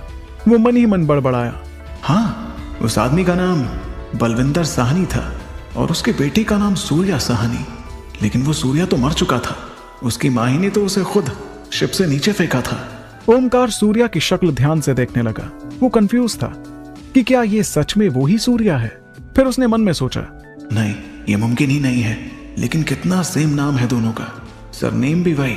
दरअसल ओमकार को इसलिए ये सब पता था क्योंकि 8 साल पहले हुए शिप वाले हादसे के बारे में ओमकार ने सारी डिटेल्स इकट्ठा की थी। ओमकार को पता चला था कि बलविंदर साहनी का समाज में स्टेटस बहुत नीचा था। वो लोअर मिडिल क्लास फैमिली से था और ऊपर से कर्जे में भी डूबा हुआ था, जिसकी वजह से एक बार बलविंदर साहनी ने सुसाइड भी करने की कोशिश की थी। ये सब सोचकर ओमकार 8 साल पीछे चला गया। उसने खुद को हिलाया, उन पुराने बीते हुए दिनों से खुद को बाहर लाया और सूर्या की तरफ देखकर सोचने लगा, ये कोई और सूर्या है, ये वो नहीं हो सकता। अगर ये बलविंदर का बेटा होता तो अपने माँ बाप की मौत का बदला लेता, ना कि यहाँ पेंटिंग पर टिप्पणियां कर रहा होता। फिर ओमकार बलविंदर और उसके परिवार को भूलकर अपने सामने खड़े सूर्या पर फोकस करने लगा और मुस्कुराते हुए बोला, क्या चाहिए था आपको यहाँ? बताया नहीं सूर्या बेटा आपने? सूर्या ने अपनी जेब में हाथ डालकर एक पर्ची निकाली जिसमें सारी जड़ी बूटियों के नाम लिखे हुए थे और वो पर्ची ओमकार को पकड़ा दी। ओमकार ने जब वो पर्ची पढ़ी तो उसके होश उड़ गए। आखिर सूर्या वो जड़ी बूटियां मांग रहा था जो बहुत रेयर थी और जिन्हें बिना प्रिस्क्रिप्शन के खरीदना भी जुर्म था। ओमकार ने पर्ची पढ़कर सूर्या को देखा और कहा, बेटा ये कॉम्बिनेशन ठीक नहीं है। कुछ भी ऊपर नीचे हुआ तो जान भी जा सकती है। ये तो स्पेशल प्रिस्क्रिप्शन पर ही मिलती हैं। सूर्या ने मुंह सड़ा लिया और बोला, भूल जाओ प्रिस्क्रिप्शन वगैरह, आप दे सकते हो या नहीं, मुझे बस ये बताओ। ओमकार सोच में पड़ गया। वो इन जड़ी बूटियों को देने में डर भी रहा था और दूसरी तरफ वो सूर्या को नाराज भी नहीं करना चाहता था। सूर्या ने दोबारा पूछा, जल्दी बताओ, टाइम नहीं है मेरे पास। ओमकार फंस गया था। वो सूर्या को कैसे भी करके अपने साइड लेना चाहता था, इसलिए उसने हाँ में सिर हिला दिया। सूर्या का उसके बाद वहां रुकने का कोई कारण नहीं बचा था। वो दरवाजे की तरफ मुड़ गया और जाते जाते बोला, कल आऊंगा लेने, कल तक सारी जड़ी बूटियां अरेंज कर लेना। और सूर्या वहां से निकल गया। सूर्या के जाते ही केतकी ने अपने दादू को हिलाया और बोली, क्या हो गया आपको? आपको नहीं लगता आपने उसे कुछ ज्यादा इज्जत दे दी? ओमकार एक पल कुछ नहीं बोला। वो अपने ही किन्हीं ख्यालों में खोया हुआ था। फिर केतकी के कंधे पर हाथ रख वो बोला, तुम अभी अपने दादू को जानती नहीं हो। वो कोई भी काम बेमतलब नहीं करते। तुमने शायद उस लड़के को गौर से नहीं देखा, वरना तुम सारा गेम समझ जाती। केतकी को कुछ समझ नहीं आया। वो सर खुजलाने लगी। वहीं सूर्या वापस घर की ओर जा रहा था। उसने काफी देर टैक्सी का वेट किया, पर जब कोई टैक्सी नहीं रुकी तो सूर्या खुद ही चलकर घर जाने लगा। बीच रास्ते में पहुंचकर सूर्या ने रियलाइज किया कि उसके बचपन वाला शहर अब काफी हद तक बदल चुका था। अब वहां कोई छोटी छोटी चाट की दुकानें नहीं थी, बल्कि बड़े बड़े फूड कोर्ट थे। चलते चलते सूर्या को एक आइसक्रीम की दुकान दिखी। उसे याद आया कि कैसे उसकी माँ घर में ही उसके लिए आइसक्रीम बनाया करती थी। मुंबई आकर सूर्या को अपने पेरेंट्स की याद पहले से कई गुना ज्यादा सता रही थी। आखिर वहां की हर गली की उसके पास कई सारी मेमोरीज जो थी। लारा का घर अभी 3 किलोमीटर दूर था। तभी सूर्या को कुछ अजीब लगने लगा। उसे ऐसा लगा जैसे कोई उसका पीछा कर रहा हो। उसने मुड़कर पीछे देखा। उसे भीड़ में कुछ खास समझ नहीं आया। सूर्या ने अपने कदम तेज कर लिए और वो एक पतली सी गली में घुस गया। उसके 10 सेकंड बाद ही एक सफेद कैप पहना हुआ आदमी उस सेम गली में घुसा और चारों ओर देखने लगा। वो हैरान था कि सूर्या इतनी जल्दी कहाँ भाग गया। उसके चेहरे पर अफसोस की लकीरें उभर आईं। वो हाथ दीवार पर मारकर तिल मिलाते हुए बोला, शिट, कहाँ चला गया वो? ये गली तो बंद है आगे से। शिट, वो मेरे हाथ से निकल गया। वो अफसोस मना ही रहा था कि सूर्या ने पीछे से आकर उसके मुंह में रुमाल ठूस दिया और फिर उसे दीवार से सटाकर अपने दोनों हाथों से हवा में उठा दिया। वो आदमी डर के मारे कांप उठा। उसकी रूह हिल गई। सूर्या ने उसकी आंखों में आंखें डाली और एक एक शब्द पर जोर देकर कहा, कौन है तू? किसने भेजा है तुझे मेरे पीछे? सूर्या को देखकर उस आदमी की आत्मा कांप उठी थी। वो कुछ बोल नहीं पा रहा था, लेकिन सूर्या से बर्दाश्त नहीं हुआ। उसने बिना कुछ सोचे समझे एक जोर का घूंसा उस आदमी को दे मारा। वो आदमी चिल्ला उठा। वो ऐसे चिल्लाया जैसे उसकी हड्डी टूट गई हो। वो दर्द से कराने लगा। वो अपनी जगह से हिल भी नहीं पा रहा था और हैरानी से बस कराते हुए सूर्या को देखे जा रहा था। सूर्या ने उसका मुंह पकड़ा और फिर से पूछा, किसने भेजा है तुझे? ओमकार ने। सूर्या को यही लग रहा था कि जरूर ओमकार ने ही उस आदमी को किसी वजह से भेजा होगा, क्योंकि उसके अलावा सूर्या को कोई और नाम याद नहीं आ रहा था। लेकिन ओमकार का नाम सुनकर उस आदमी ने हैरानी जताई और अपनी गर्दन ना में हिला दी। सूर्या सोच में पड़ गया कि अगर ओमकार ने नहीं भेजा तो फिर किसने? सूर्या उस आदमी को जवाब के लिए घूरने लगा। वो आदमी भी डर चुका था।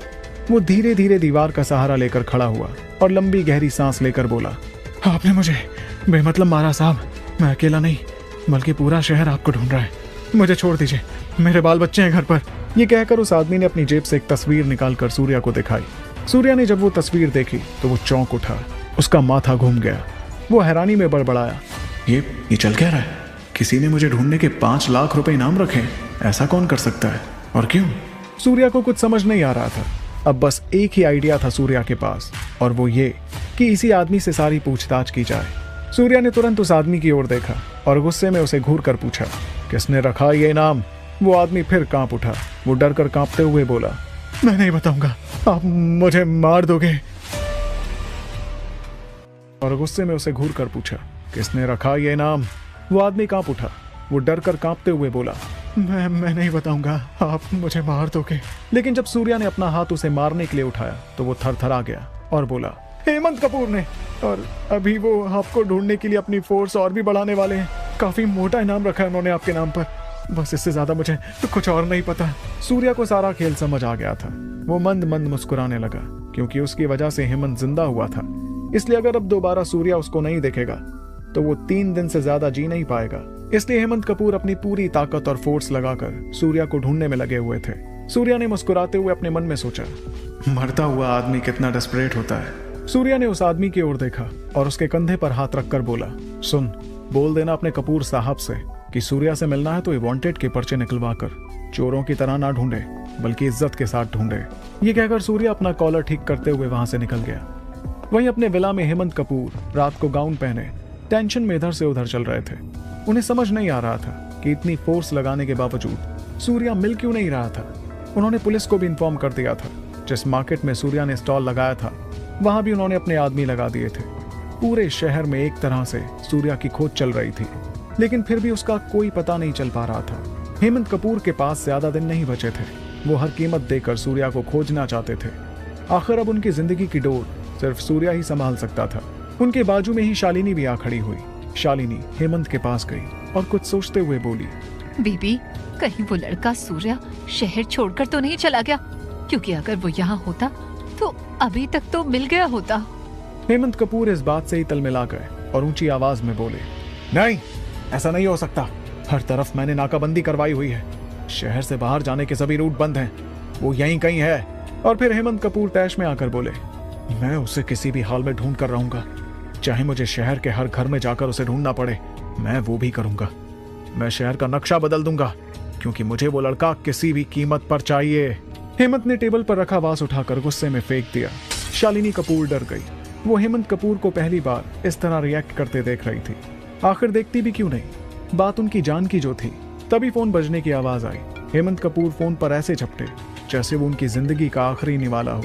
उन्होंने फोन उठाया और हड़बड़ी में बोले, हाँ कुछ खबर मिली? सामने से एक आदमी की आवाज आई। सर, हमें पता चला है कि सूर्या ने एक आदमी से ये कहा कि हेमंत कपूर ये डर्टी ट्रिक्स ना खेले, वो चुपचाप आराम से उससे मिलने आए तो काम हो जाएगा। हेमंत कपूर को एक रिलीफ फील हुआ। उन्होंने फोन काटा और ड्राइवर को आवाज दी, ड्राइवर गाड़ी निकालो मेरी। वहीं सूर्या घर पहुंच चुका था। वो जब दरवाजा खोलकर अंदर घुसा तो उसने देखा कि लारा बेइंतहा की खूबसूरत लग रही थी। उसने रेड कलर की ड्रेस पहनी हुई थी और उसके लंबे बाल खुले हुए थे जो उसकी कमर तक आ रहे थे। सूर्या लारा को देखकर एक पल के लिए वहीं दरवाजे पर ही रुक गया। उसके कदम वहीं जम गए। लेकिन जब लारा ने सूर्या को देखा तो वो चहक उठी और बोली, कैसी लग रही हूँ मैं? सूर्या के मुंह से अपने आप निकला, खूबसूरत। खूबसूरत सुनकर लारा के गाल और भी लाल हो गए। फिर वो दोबारा शीशे के सामने खड़ी होकर लिपस्टिक लगाने लगी। सूर्या ने सोचा, आखिर ये तैयार किसके लिए हो रही है और ये जा कहाँ रही है? अगर ये ऐसे बाहर जाएगी तो सबकी नजरें इस पर ही होंगी और मैं नहीं चाहता कि कोई इसे गंदी नजर से देखे। सूर्या ने सोचा और बेझिझक होकर लारा से पूछ ही लिया, आज इतना रेडी क्यों हो रही हो? कहीं जा रही हो क्या? लारा ने खुद को शीशे में निहारा और फिर मुड़कर सूर्या से कहा, जब कोई लड़की रेडी हो तो समझ जाना चाहिए कि वो शॉपिंग के लिए जा रही है। शॉपिंग? किसके साथ?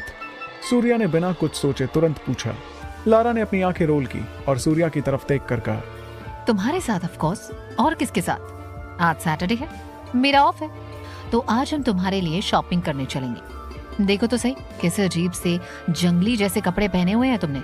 तुम्हें मैं आज डिसेंट कपड़े दिलवाऊंगी और एक ढंग का फोन भी, जिससे एटलीस्ट इमरजेंसी के वक्त तुमसे कांटेक्ट तो किया जा सके। सूर्या के मन में खुशी की एक इसलिए तुम्हें उस लड़की से भी थप्पड़ पड़ा होगा। तुम्हें लड़कियों के साथ फ्लर्ट करना ही नहीं आता। सूर्या कुछ नहीं बोल पाया। उसे लगा शायद उसने मजाक मजाक में ज्यादा ही कह दिया। दोनों मॉल के अंदर धीरे धीरे चल रहे थे। लारा ने वेलोरा का शोरूम देखा, लेकिन उसे लगा कि शायद वेलोरा में उसकी जेब पूरी तरह खाली ही हो जाएगी। वो दूसरे नॉर्मल बजट के शोरूम की तरफ देखने लगी। तभी उसे पीछे से आकर किसी ने टैप किया और कहा, हाय लारा। लारा डर गई। उसने पीछे मुड़कर देखा। वहां एक ब्रांडेड कपड़ों में लिपटी लड़की खड़ी थी जिसका नाम चेतना था। चेतना लारा के स्कूल में पढ़ती थी। वो बचपन से ही घमंडी किस्म की लड़की थी। सूर्या भी चेतना को पहचान गया क्योंकि वो उसी लड़की की दोस्त थी जिसे सूर्या ने बचपन में प्रपोज किया था। सूर्या को याद आया कि चेतना बचपन में बात बात पर सूर्या से लड़ने के बहाने ढूंढती थी। चेतना के बगल में उसके साथ एक लड़का भी खड़ा था जिसकी नजर पूरे वक्त लारा के ब्रेस्ट पर थी। सूर्या का खून उसे देख देख कर खौल रहा था। तभी चेतना की नजर सूर्या पर पड़ी। वो उसे ध्यान से देखने लगी, फिर लारा की तरफ देखकर बोली, तो तुम्हारा बॉयफ्रेंड बन गया? ये तुम्हारे स्टेटस का लग रहा है। वैसे इसकी शक्ल तो उससे मिलती है। वो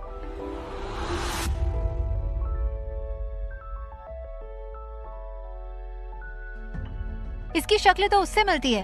अरे वो जिसे उसकी माँ ने पानी में फेंक दिया था, जिसकी फैमिली एक दिन में ही तबाह हो गई थी। अरे वो गरीब लोग, क्या नाम था उनका? हाँ, साहनी परिवार। इसकी शक्ल। चेतना ने इतना कहा ही था कि लारा ने उसे चुप करवा दिया और कहा, तुम कितनी रूड और बदतमीज हो। तुम्हारे अंदर दिल है भी या नहीं? ओह कम ऑन लारा, अब जबरदस्ती की सेंटी बातें मत करो। मैंने गलती क्या कहा? इसकी शक्ल मिलती है उस लड़के से, बस मैंने वही कहा।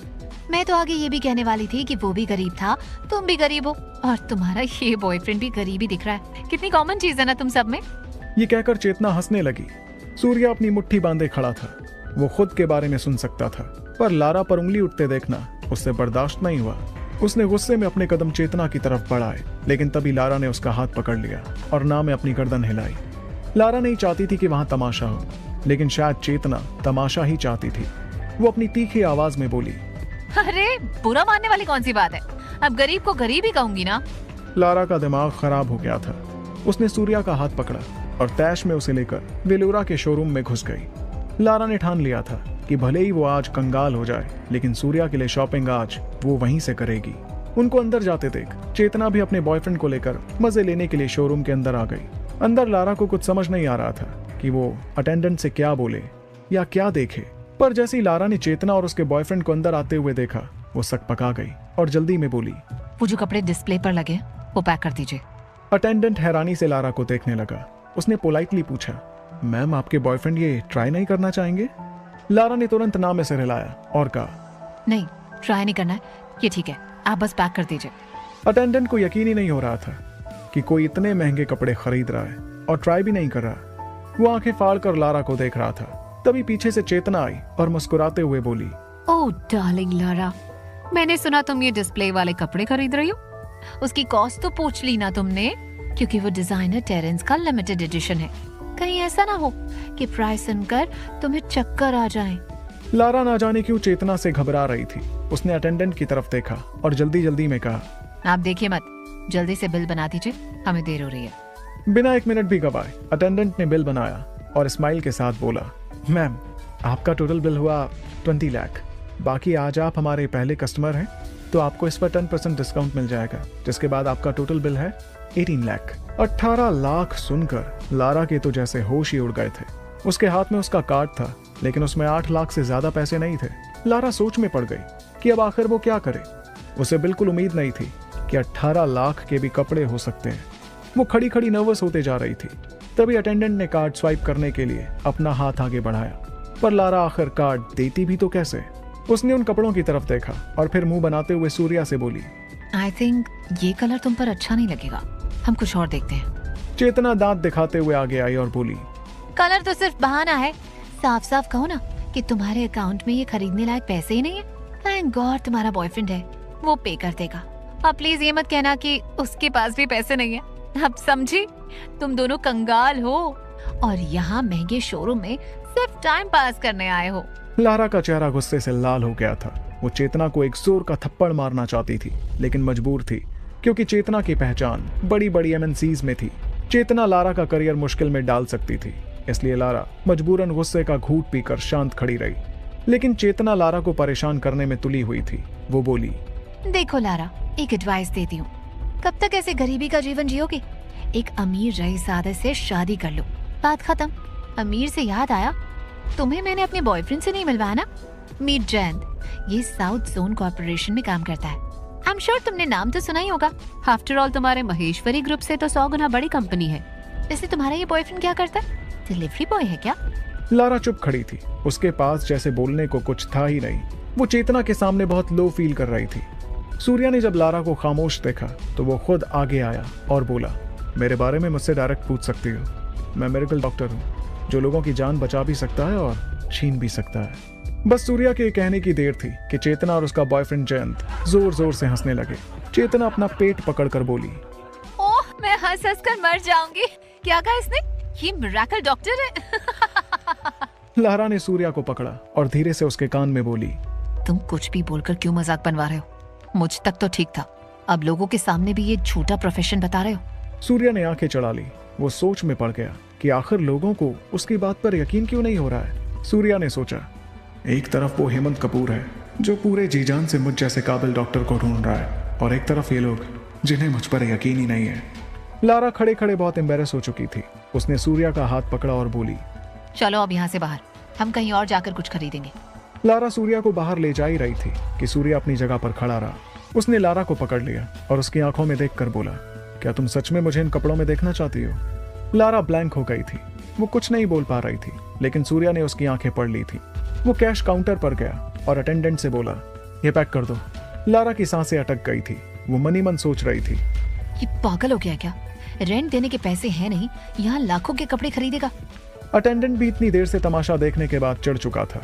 वो जान गया था कि टाइम पास के लिए आए हैं, इनके पास पैसे नहीं है।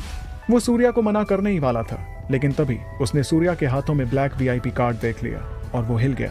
4 साल से वेलोरा में काम करने के बाद अटेंडेंट को पता था कि ब्लैक VIP कार्ड केवल अल्ट्रा रिच लोगों के पास होता है, इसलिए वो कुछ नहीं बोला और उसने चुपचाप सूर्या के हाथ से वो कार्ड ले लिया और उसे स्वाइप करने लगा।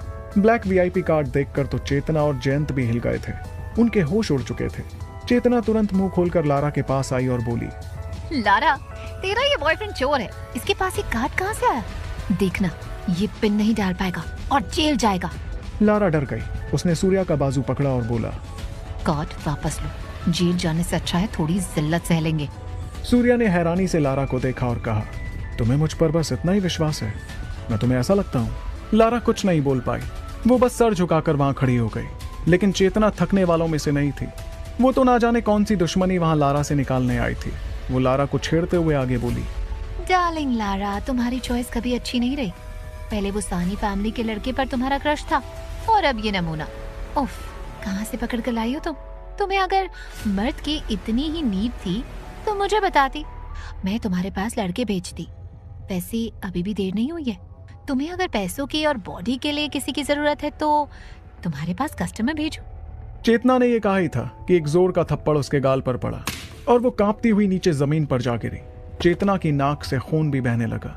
वो हिल गई थी कि उसके साथ क्या हुआ। सूर्या सामने आया और बोला, बहुत देर से कंट्रोल कर रहा था।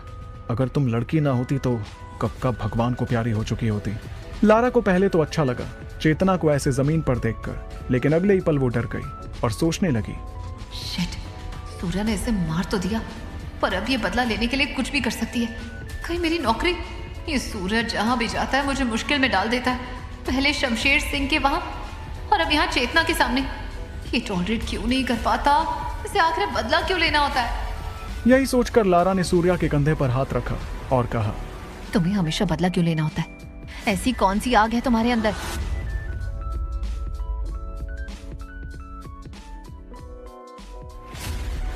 सूर्या ने जैसे ही चेतना पर हाथ उठाया, लारा डर गई कि कहीं उसकी नौकरी ना चली जाए। लारा ने सूर्या के कंधे पर हाथ रखा और धीमे से कहा, तुम्हें हमेशा बदला क्यों लेना होता है? पेशेंस क्यों नहीं है तुम्हारे अंदर? ऐसी कौन सी आग में जल रहे हो तुम कि चुप नहीं बैठ सकते? सूर्या लारा का ये सवाल सुनकर दंग रह गया, क्योंकि उसे लगा था कि लारा उसका साथ देगी, ना कि उल्टा उसे ही ब्लेम करेगी। सूर्या का मन कर रहा था कि वो वहां सब कुछ तोड़ फोड़ दे। वो अंदर ही अंदर कुल बुला गया था। तभी स्टोर मैनेजर की आवाज पर सबका ध्यान गया। Transaction done. चेतना, जिसका हाथ अभी भी उसके गाल पर था, वो सदमे में चली गई थी। उसे अभी भी यकीन नहीं हो रहा था कि सूर्या जैसे इंसान ने लाखों के कपड़े कैसे खरीद लिए। ये चेतना की नजरों में उसकी बेइज्जती थी। चेतना से बर्दाश्त नहीं हो रहा था। वो खड़ी हुई और अपने बॉयफ्रेंड जयंत के पास जाकर बोली, इस 2 कौड़ी के इंसान ने मुझे थप्पड़ मारा और तुम चुपचाप यहाँ खड़े हो? मर्द बनो और रोको इन्हें। मुझे नहीं पता, बस कैसे भी इन्हें ये कपड़े लेने से रोको। बात जयंत के ऊपर आ गई थी। वो खुद को किसी भी कीमत पर कम नहीं दिखा सकता था। वो पूरे रुतबे के साथ आगे बढ़ा और स्टोर मैनेजर के पास जाकर सीधा बोला, या इन 2 लोगों ने इतना तमाशा किया, एक लड़की पर हाथ उठाया और आप इन्हें स्माइल के साथ जाने दे रहे हैं? साउथ जोन कॉर्पोरेशन को जानते हैं ना, जिसके साथ आपके ब्रांड की हाल ही में डील हुई है? क्या वो डील आप कैंसिल करना चाहते हैं? ये कहकर जयंत ने अपना साउथ जोन कॉर्पोरेशन का कार्ड दिखाया। मैनेजर सक पका गया। वो हकलाते हुए बोला, आई एम एक्सट्रीमली सॉरी, मैं आपको पहचान नहीं पाया। मुझे पता होता कि आप साउथ जोन कॉर्पोरेशन से हैं तो आपको शिकायत का मौका ही नहीं मिलता। चेतना के चेहरे पर मुस्कान वापस आ गई थी। उसका खोया हुआ कॉन्फिडेंस वापस आ गया था और वो इतराते हुए बोली, ठीक है, हम आपको माफ कर देंगे। पहले इस लड़की और ये 2 कौड़ी के फटीचर चोर को बाहर निकालो। चेतना ने यह कहा ही था कि उसके गाल पर फिर से एक जोर का थप्पड़ पड़ा और इस बार थप्पड़ सूर्या ने नहीं बल्कि लारा ने मारा था। लारा को अपने लिए बुरा सुनने में इतना फर्क नहीं पड़ा था जितना उसे सूर्या के बारे में सुनकर पड़ रहा था। सूर्या के बारे में भला बुरा सुनकर लारा सब भूल गई कि चेतना उसके करियर पर खतरा भी बन सकती है। वो तो बस चेतना को किसी गुस्सैल शेरनी की तरह देखे जा रही थी। सूर्या, जो कहीं ना कहीं लारा से नाराज था, उसकी सारी नाराजगी अब गायब हो गई थी। वो ये देखकर हैरान था कि लारा ने पहली बार स्टैंड लिया, और वो भी अपने लिए नहीं, उसके लिए। वो उसके लिए लड़ने को तैयार थी। सूर्या को उसमें अपनी माँ की झलक नजर आने लगी और उसकी आंखें नम होने लगी। तभी जयंत मौका देखकर आगे आया और हैरान होने की एक्टिंग करते हुए बोला, oh my God miss Lara, ये आपने क्या किया? अब देखिए, मुझे ना चाहते हुए भी यहाँ पुलिस को बुलाना होगा। आप 2 मिनट इधर आइए। जयंत लारा को लेकर कोने में गया और धीरे से फुसफुसाया, देखो, अगर मैंने पुलिस को बुलाया तो बेमतलब तमाशा हो जाएगा। उससे अच्छा कि तुम आज रात मेरे साथ मेरे फार्म हाउस चलो, मैं ये सारा मामला रफा दफा कर दूंगा। लारा अच्छे से समझ गई थी कि जयंत क्या कहना चाहता है। लारा ने अपनी मुट्ठी कसकर बांध ली और गुस्से में बोली, बेशर्म जाहिल इंसान। लारा के कहते ही जयंत हक्का बक्का रह गया। उसे उम्मीद नहीं थी कि लारा जैसी मिडिल क्लास लड़की उसके ऑफर को मना कर देगी। वो गुस्से से भुनभुना उठा और बोला, तू होती कौन है मुझे जाहिल बोलने वाली? जानती भी है मैं कौन हूँ? मैं साउथ जोन कॉर्पोरेशन में हेड हूँ। जिस कंपनी में तू काम करती है ना, उसे कल खरीद सकता हूँ मैं, समझी? जाहिल बोलना है तो अपने ये फटीचर बॉयफ्रेंड को बोल। जयंत के ये बोलने की देर थी कि उसके मुंह में किसी ने ग्लास भरकर पानी फेंक दिया। जयंत हाँफ उठा। उसके कानों पर आवाज आई, मेरी कंपनी का नाम लेकर यहां लोगों को परेशान कर रहे हो? जयंत ने जैसी वो आवाज सुनी वो वहीं जम गया, क्योंकि वो बहुत अच्छी तरह से जानता था कि वो आवाज किसकी है। आधे साल पहले उसे ये आवाज लगभग हर दिन अपने ऑफिस में सुननी पड़ती थी। वो आवाज थी साउथ कॉरपोरेशन के फाउंडर मिस्टर हेमंत कपूर की। हेमंत कपूर ने अपनी लाइलाज बीमारी के चलते ऑफिस जाना बंद कर दिया था। कंपनी के सभी डायरेक्टर्स का मानना था कि अब वो वापस नहीं लौट पाएंगे और कंपनी में प्रेसिडेंट की कुर्सी उन्हीं के बच्चों को मिल सकती है। जहां तक जयंत की बात थी, वो कंपनी का CFO था और उसे ये पोस्ट अपने पिता की चालाकियों की बदौलत मिली थी। लेकिन अपने सामने कंपनी के असली मालिक को वापस देखकर जयंत के होश उड़ गए। उसकी पीठ पसीने से भीग गई। उसके दिमाग में बस यही चल रहा था कि ये अभी तक मरा नहीं, फिर से जिंदा हो गया। जयंत ने अपने चेहरे पर नकली मुस्कान चिपकाई और बोला, अरे कपूर अंकल, आप यहाँ? आप तो एकदम ठीक हो गए। मैंने सुना था कि आप काफी बीमार हैं। जो घमंड जयंत के चेहरे पर कुछ देर पहले था, वो पूरी तरह गायब हो चुका था। अब उसके चेहरे पर बस चापलूसी भरी मुस्कान थी। लेकिन उसकी इस नकली मुस्कान से हेमंत कपूर को कुछ होने वाला नहीं था। उन्होंने मुंह सड़ाते हुए जयंत की ओर देखा और कहा, अगर मैं जरा भी देर से आता तो शायद कोई मेरी पूरी जिंदगी की मेहनत बर्बाद कर देता। जयंत की मुस्कान जम गई। उसने फिर भी हेमंत कपूर की तरफ हाथ बढ़ाया और विनम्रता से कहा, अंकल, आप क्या कह रहे हैं? मुझे कुछ समझ नहीं आया। वैसे क्या आप यहाँ वेलोरा के साथ हमारे प्रोजेक्ट की जांच करने आए हैं? हेमंत कपूर ने जयंत को कोई भाव नहीं दिया, बल्कि उन्होंने उसका हाथ भी झटक दिया और आगे बढ़ गए। वो जिस तरफ जा रहे थे वहां केवल 3 लोग खड़े थे, सूर्या, लारा और चेतना। चेतना को भरोसा था कि हेमंत कपूर उसके पास ही आ रहे हैं। वो खुश हो गई और खुद आगे बढ़कर बोली, कपूर अंकल, जयंत ने आपके बारे में बहुत कुछ बताया। आपको खुद यहाँ आने की जरूरत नहीं थी। हम इन दोनों को खुद ही संभाल लेंगे। मैं अपनी फैमिली को भी बता दूंगी। उसके बाद ये दोनों हमें कभी तंग नहीं करेंगे। ये कहने के बाद चेतना लारा को गुस्से से घूरने लगी और बोली, ये होता है रुतबा और ताकत जो मेरे जयंत के पास है। उसके एक कहने पर हेमंत कपूर यहाँ आ गए। अब बोलो, तुम्हारे जैसे गरीब लोग पता नहीं क्यों हम जैसे लोगों के मुंह लगते हैं। लारा की बोलती बंद हो गई थी। वो हेमंत कपूर को देखकर डर से कांप उठी थी। उसे समझ आ गया था कि मामला बहुत ज्यादा आगे बढ़ गया है। लारा को डर था कि अगर साउथ जोन कॉरपोरेशन ने उन्हें ब्लैकलिस्ट कर दिया तो वो और सूर्या कभी भी इस शहर में जी नहीं पाएंगे। वो अपने डर में खोई हुई थी कि तभी हेमंत कपूर चेतना को इग्नोर करके सूर्या के सामने जाकर खड़े हो गए। सूर्या को देखकर उनके सख्त चेहरे पर मुस्कान आ गई और वो इज्जत के साथ बोले, आखिर आपको ढूंढ ही लिया मैंने, mister miracle doctor Surya Sahni. Hemant Kapoor के मुंह से ऐसे शब्द सुनकर सब लोग सन्न रह गए। वहां इतनी शांति छा गई थी कि एक सुई गिरने की आवाज भी साफ सुनी जा सकती थी। सबकी आंखें फटी की फटी रह गई थीं। आखिर शहर का इतना बड़ा आदमी सूर्या से इतने झुके हुए लहजे में बात कर रहा था। लारा को तो कुछ समझ ही नहीं आ रहा था। वो सूर्या के बगल में खड़ी थी, लेकिन डर के मारे उसकी कुछ भी पूछने की हिम्मत नहीं हो रही थी। लारा बेचैन थी, ये सोच सोचकर कि सूर्या अभी कुछ टाइम पहले ही इस शहर में आया था। फिर भी कैसे वो हेमंत कपूर जैसे ताकतवर इंसान को जानता था और हेमंत कपूर कैसे उसके सामने झुककर बात कर रहे थे। लारा को लग रहा था कि सूर्या कुछ तो अलग है, जैसे उसके चारों ओर कोई रहस्य की चादर लिपटी हो जो लारा को देखने नहीं दे रही थी कि असल में सूर्या है कौन। चेतना और जयंत भी मुंह फाड़े हैरानी से सब कुछ देख रहे थे। हर कोई सूर्या के मुंह से जवाब सुनने का इंतजार कर रहे थे। सिर्फ वही था जो सारी गुत्थी को सुलझा सकता था। कुछ सेकंड्स बीत गए। सूर्या ने हेमंत की ओर देखा और ठंडे स्वर में कहा, मैंने तुम्हें और तुम्हारे परिवार को एक मौका दिया था, लेकिन तुमने उसकी कद्र नहीं की। हेमंत कपूर का दिल जोरों से धड़कने लगा। उन्हें उम्मीद नहीं थी कि सूर्या को मनाना इतना मुश्किल होगा। उन्होंने झिझकते हुए कहा, मिस्टर साहनी, ये मेरी गलती थी कि मैंने अपने बच्चों को सही से नहीं सिखाया। आज मैं अपने नालायक बेटे से माफी मंगवाऊंगा। ये कहते ही हेमंत कपूर घूमे और एक कोने में छुपे हुए अपने बेटे पर गुस्से से चिल्लाए, मयंक, यहाँ आओ और माफी मांगो इनसे। मयंक मुंह नीचे किए धीरे धीरे अंदर आया। उसे बेहद शर्म आ रही थी। वो चुपचाप अंदर आया और सिर झुकाकर खड़ा हो गया। हेमंत कपूर से सब्र नहीं हुआ। उन्होंने फिर से गरज कर कहा, किस बात का इंतजार कर रहे हो? मिस्टर साहनी के सामने घुटनों के बल बैठो और माफी मांगो। मयंक ने गुस्से में अपनी मुट्ठियां भींच लीं। उसके दिल में आग जल रही थी। वो अंदर से कसमसा रहा था, लेकिन अपने पिता के कहने को टाल नहीं सकता था। इसलिए खुद को मनाते हुए मजबूरन घुटनों के बल गिर कर बैठ गया और फिर अनमने ढंग से बोला, मैंने उस दिन गलती की थी, सॉरी। दूर खड़े जयंत ने ये सब देखकर सदमे में अपनी आंखें चौड़ी कर ली। वो बहुत अच्छे से जानता था कि मयंक का नेचर कैसा है। आखिर वो दोनों बचपन से एक साथ बड़े हुए थे। मयंक किसी के सामने कभी सिर नहीं झुकाता था और घुटनों के बल बैठकर माफी मांगना तो उसके लिए नामुमकिन था। लेकिन आज पहली बार वो किसी के सामने अपने पैरों पर गिर पड़ा था। जयंत को लगने लगा कि जरूर सूर्या कोई बड़ा आदमी है, तभी सब उसकी खुशामद में लगे हैं। और ये सोचकर ही वो डर गया। उसे लगा कि अब तो वो गया, अब उसकी जिंदगी बर्बाद। लेकिन इस पूरे ड्रामे का मेन कैरेक्टर सूर्या एकदम शांत खड़ा था।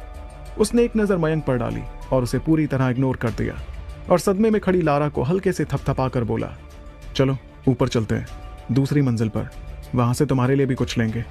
आज मेरे पास खर्च करने के लिए बहुत पैसे हैं। ये कहकर सूर्या ने वहां खड़े हेमंत कपूर और मयंक को पूरी तरह अनदेखा कर दिया और लारा को लेकर चला गया। पूरे शोरूम में सन्नाटा छा गया था। सूर्या के जाने के बाद हेमंत कपूर एक पल के लिए खड़े रहे, फिर उन्होंने गहरी सांस ली, खुद को संभाला और गुस्से में आकर अपने ही बेटे को एक जोरदार लात दे मारी और बोले, नालायक, देखा तूने क्या किया? अगर आज मिस्टर साहनी नहीं माने तो याद रखना, तुझे फिर कभी खड़े होने का मौका नहीं मिलेगा। हेमंत कपूर अपने आप से बाहर थे। वो गुस्से में कांप रहे थे। जैसे ही उनकी नजर जयंत पर पड़ी, वो उस पर भी बरस पड़े और बोले, तूने भी मिस्टर साहनी की बेइज्जती की थी ना? ये मत समझना कि मुझे तेरे और तेरे बाप की पुरानी हरकतों के बारे में पता नहीं है। दफा हो जाओ यहां से। जब हेमंत कपूर का गुस्सा शांत हुआ तो उन्होंने गहरी सांस ली और तुरंत सूर्या के पीछे भागे और बाकी सबको डांटते हुए बोले, कोई भी मेरा पीछा करने की कोशिश मत करना, तुम सब बेकार के लोग हो। हेमंत कपूर के जाने के बाद चेतना तुरंत जयंत के पास आई और उसका हाथ पकड़कर बोली, डार्लिंग, अब क्या करें? जल्दी कुछ सोचो।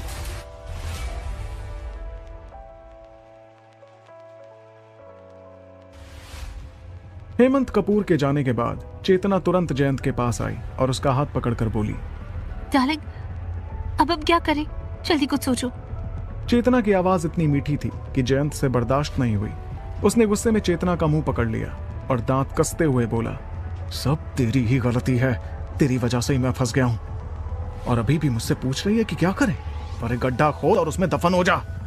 चेतना का चेहरा सफेद पड़ गया था। उसकी आंखों की चमक कहीं खो गई। उसे समझ आ गया था कि अब जयंत के साथ उसका कोई फ्यूचर नहीं बचा। उसका सबसे बड़ा डर यह भी था कि जयंत ने उसे जो भी गिफ्ट्स दिए थे, महंगी गाड़ियां और बंगले, वो सब उसे लौटाने पड़ेंगे, जिसके लिए चेतना बिल्कुल तैयार नहीं थी। चेतना ने लारा और सूर्या के बारे में सोचकर अपनी मुट्ठी कस ली और बोली, ये सब उन्हीं की वजह से हुआ। अगर वो दोनों बीच में नहीं आए होते तो ये सब होता ही नहीं। बचपन से ही चेतना खुद को अमीर और ऊंचे घराने की लड़की मानती थी। उसकी नजर में लारा की कोई हैसियत नहीं थी और आज भी उसका यही मानना था। लेकिन जो बात उसको सबसे ज्यादा परेशान कर रही थी वो ये कि आखिर लारा के साथ आया वो शख्स था कौन, जिसे हेमंत कपूर इतनी इज्जत दे रहे थे। चेतना को याद आया कि हेमंत कपूर ने उसे मिस्टर साहनी कहा था। चेतना सोच में पड़ गई। उसने अपने मन में बुदबुदाया, मिस्टर साहनी, इसी नाम से पुकारा था उसे, साहनी, मिस्टर साहनी। फिर अचानक चेतना के दिमाग में एक नाम आया, सूर्या साहनी।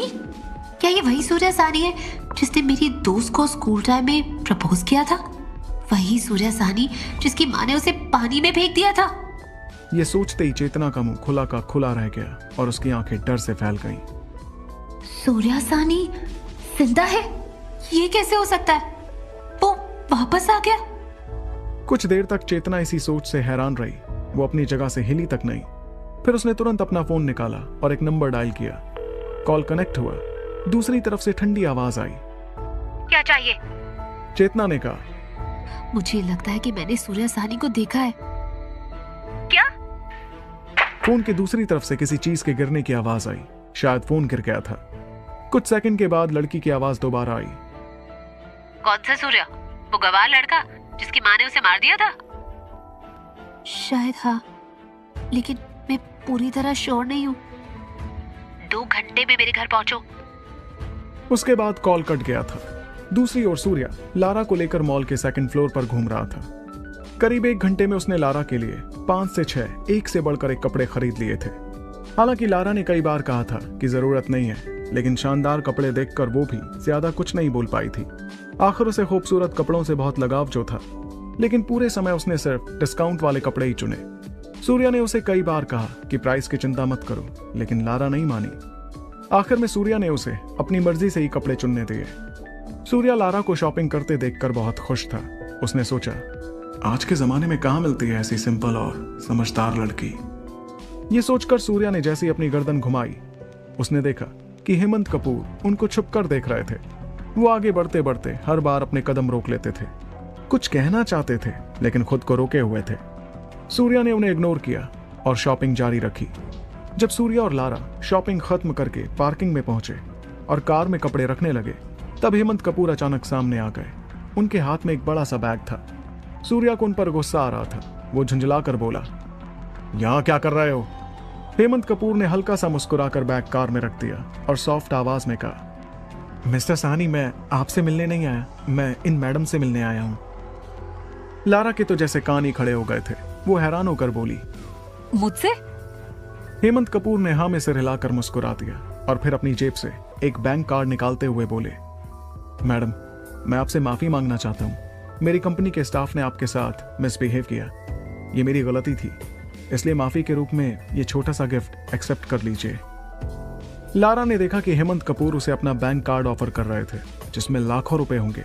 लारा ने एक पल सोचा और फिर स्माइल के साथ कहा, इसकी कोई जरूरत नहीं है, मुझे कोई नुकसान नहीं हुआ, मैं इसे नहीं ले सकती, सॉरी। हेमंत कपूर को पहले से पता था कि लारा उसका कार्ड नहीं लेगी। उनको यही उम्मीद थी। उन्होंने कार्ड वापस अपनी जेब में रखा और मुस्कुरा कर बोले, अगर पैसे नहीं चाहिए तो अब ये कपड़े रख लीजिए, ये मैंने आपके लिए ही खरीदे हैं, आप नहीं लेंगी तो मुझे भी ये काम नहीं आने वाले। लारा ने बैग भरकर कपड़ों पर नजर डाली और वो चौंक गई। ये वही कपड़े थे जिन्हें उसने ट्रायल रूम में पहनकर पसंद किया था, लेकिन ज्यादा प्राइस की वजह से नहीं खरीदे थे। अंदर से तो लारा कपड़े देखकर बहुत खुश हो गई थी, लेकिन फिर भी उसने मना कर दिया। सूर्या ने देखा कि लारा को कपड़े पसंद आए हैं तो वो बिना झिझक के बोला, अरे कपूर साहब, इतना सोच समझ कर दे रहे हैं तो रख लो। वैसे भी अब ये कपड़े वो तो खुद पहनेंगे नहीं। लारा कुछ कहने वाली थी, लेकिन तभी सूर्या ने उसका कंधा थपथपा दिया और बोला, रख लो और तुम बैठो, मैं अभी आता हूँ। ठीक है, लारा ने जवाब दिया। जैसे ही लारा कार में बैठी, सूर्या हेमंत कपूर को 2 कदम दूर लेकर गया और बोला, मैं तुम्हें एक और मौका दे रहा हूं, कल सुबह 9 बजे मैं तुम्हारे घर आऊंगा। सूर्या के ये कहने की देर थी कि हेमंत कपूर का चेहरा खिल उठा। उनकी आंखें खुशी से लाल हो गई थीं। वो खुशी में एक्साइटेड होकर बोले, थैंक यू मिस्टर साहनी। लेकिन सूर्या ने सुना ही नहीं। वो अपनी बात बोलकर तुरंत गाड़ी में बैठा और गाड़ी वहां से निकल गई। जब दोनों घर पहुंचे तो लारा बहुत खुश थी। उसने सूर्या के लिए खुशी खुशी चिकन बिरयानी, सूप और सैलेड रेडी किया था। लारा तब हैरान हो गई जब सूर्या ने एक के बाद एक 5 प्लेट भरकर बिरयानी खत्म कर दी थी। उसे पता था कि सूर्या खाने का शौकीन है, लेकिन उसे इतनी ज्यादा भूख होगी ये उसने नहीं सोचा था। लारा ने मजाक में सूर्या से कहा, तुम्हें ऐसे खाता देखकर लोगों को लगेगा कि मैं तुम्हें भूखा रखती हूँ, और आज पहली बार तुम्हें खाना मिला है। सूर्या ने कोई जवाब नहीं दिया। पहले उसने कटोरी भर के सूप पिया और फिर पेट पर हाथ फेर कर मुस्कुरा कर बोला, सच कहूं तो मैंने सालों से ऐसा खाना नहीं खाया था। पहले मेरी माँ। इतना कहकर वो अचानक चुप हो गया, फिर मुस्कुराते हुए बोला, खैर पुरानी बातें रहने देते हैं, लेकिन सच में तुम बहुत अच्छा खाना बनाती हो, कल फिर से ये सब बनाओगी? सूर्या की शक्ल देखकर लारा को समझ आ गया था कि सूर्या अपनी माँ को याद कर रहा है। ये बात लारा के दिल को छू गई। उसने स्माइल के साथ सूर्या को देखकर बोला, अगर तुम चाहो तो मैं हर दिन तुम्हारे लिए खाना बनाऊंगी। कैसी लगी तुम्हारी मकान मालकिन? ऐसी मालकिन कहीं और मिलेगी तुम्हें? क्या तुम हमेशा मेरे लिए खाना बनाओगी? मतलब कहीं तुम मुझसे अपना प्यार तो कन्फेस नहीं कर रही? देखो मैं तुम्हें बता दूं, मेरी पत्नी बनने के लिए कुछ खास क्वालिटीज चाहिए। सूर्या ने पलक झपकाते हुए कहा। लारा की आंखें बड़ी हो गईं। वो भी सूर्या के मजाक में शामिल होकर बोली, अच्छा बताओ तो क्या क्या क्वालिटीज होनी चाहिए? सूर्या ने गला साफ किया और सीरियस होकर बोला, पहली क्वालिटी गुड फिगर, दूसरी गुड फिगर और तीसरी भी वही गुड फिगर। फिर सूर्या ने लारा को देखा और आंख मारकर मुस्कुराते हुए बोला, वैसे तुम इन क्वालिटीज में पास तो होती हो, तो क्यों ना हम आपस में। लारा ने सोफे से तकिया उठाया और सूर्या की ओर फेंक कर बोली, तुम बहुत बड़े फ्लर्ट हो। सूर्या ने लारा का फेंका हुआ तकिया कैच किया और हंसते हुए बोला, अरे और एक फेंको, थोड़ा और ताकत लगाकर फेंको, तब कुछ असर होगा। लारा ने और तकिए फेंके जब तक कि उसकी सांसें तेज नहीं हो गई। फिर अचानक लारा को यह एहसास हुआ कि सूर्या उसे कुछ अलग तरीके से देख रहा है। लारा ने तकिए को वापस सोफे पर रख दिया और गुस्से का नाटक करते हुए बोली, अब तुम्हारे दिमाग में क्या चल रहा है? शायद अभी की भागदौड़ की वजह से लारा की सफेद टी शर्ट हल्के पसीने से भीग गई थी। उसके गुलाबी गाल और हल्की थकावट उसे और भी अट्रैक्टिव बना रहे थे।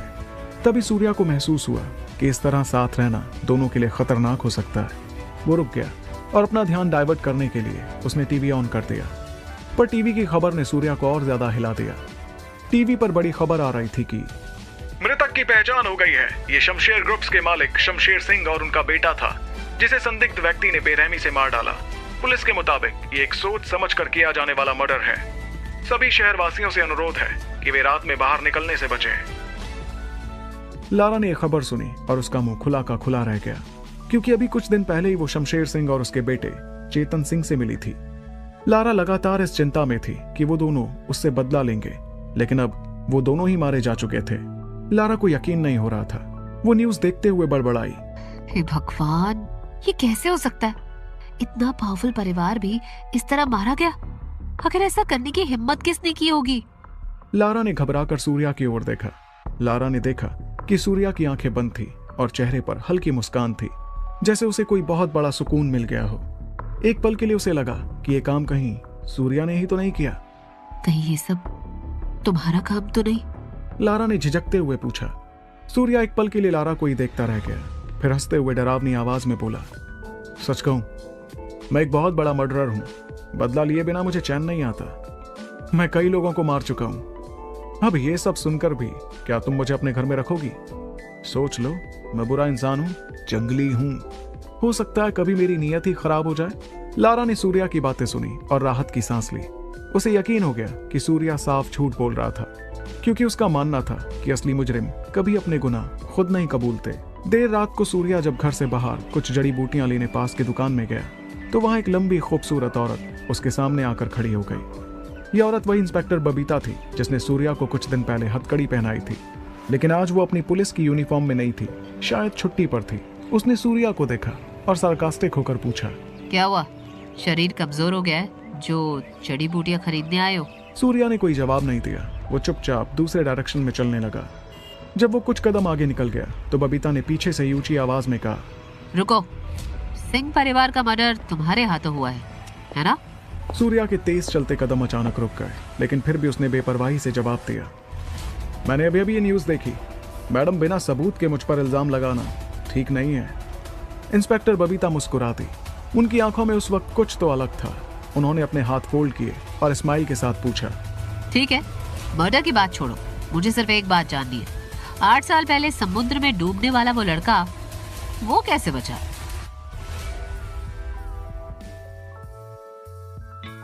इंस्पेक्टर बबीता ने सूर्या को देखकर अपने हाथ फोल्ड किए और स्माइल के साथ पूछा, मर्डर की बात छोड़ो, मुझे सिर्फ एक बात जाननी है। 8 साल पहले समुद्र में डूबने वाला वो लड़का, वो कैसे बचा? सूर्या की सांसें थम गईं। वो अपनी जगह पर जड़ होकर खड़ा हो गया। उसने अपनी निगाहें उठाकर बबीता की तरफ देखा। सूर्या की आंखों में कई सवाल घूम रहे थे। उसने कभी नहीं सोचा था कि बबीता उसकी असली पहचान का पता लगा लेगी।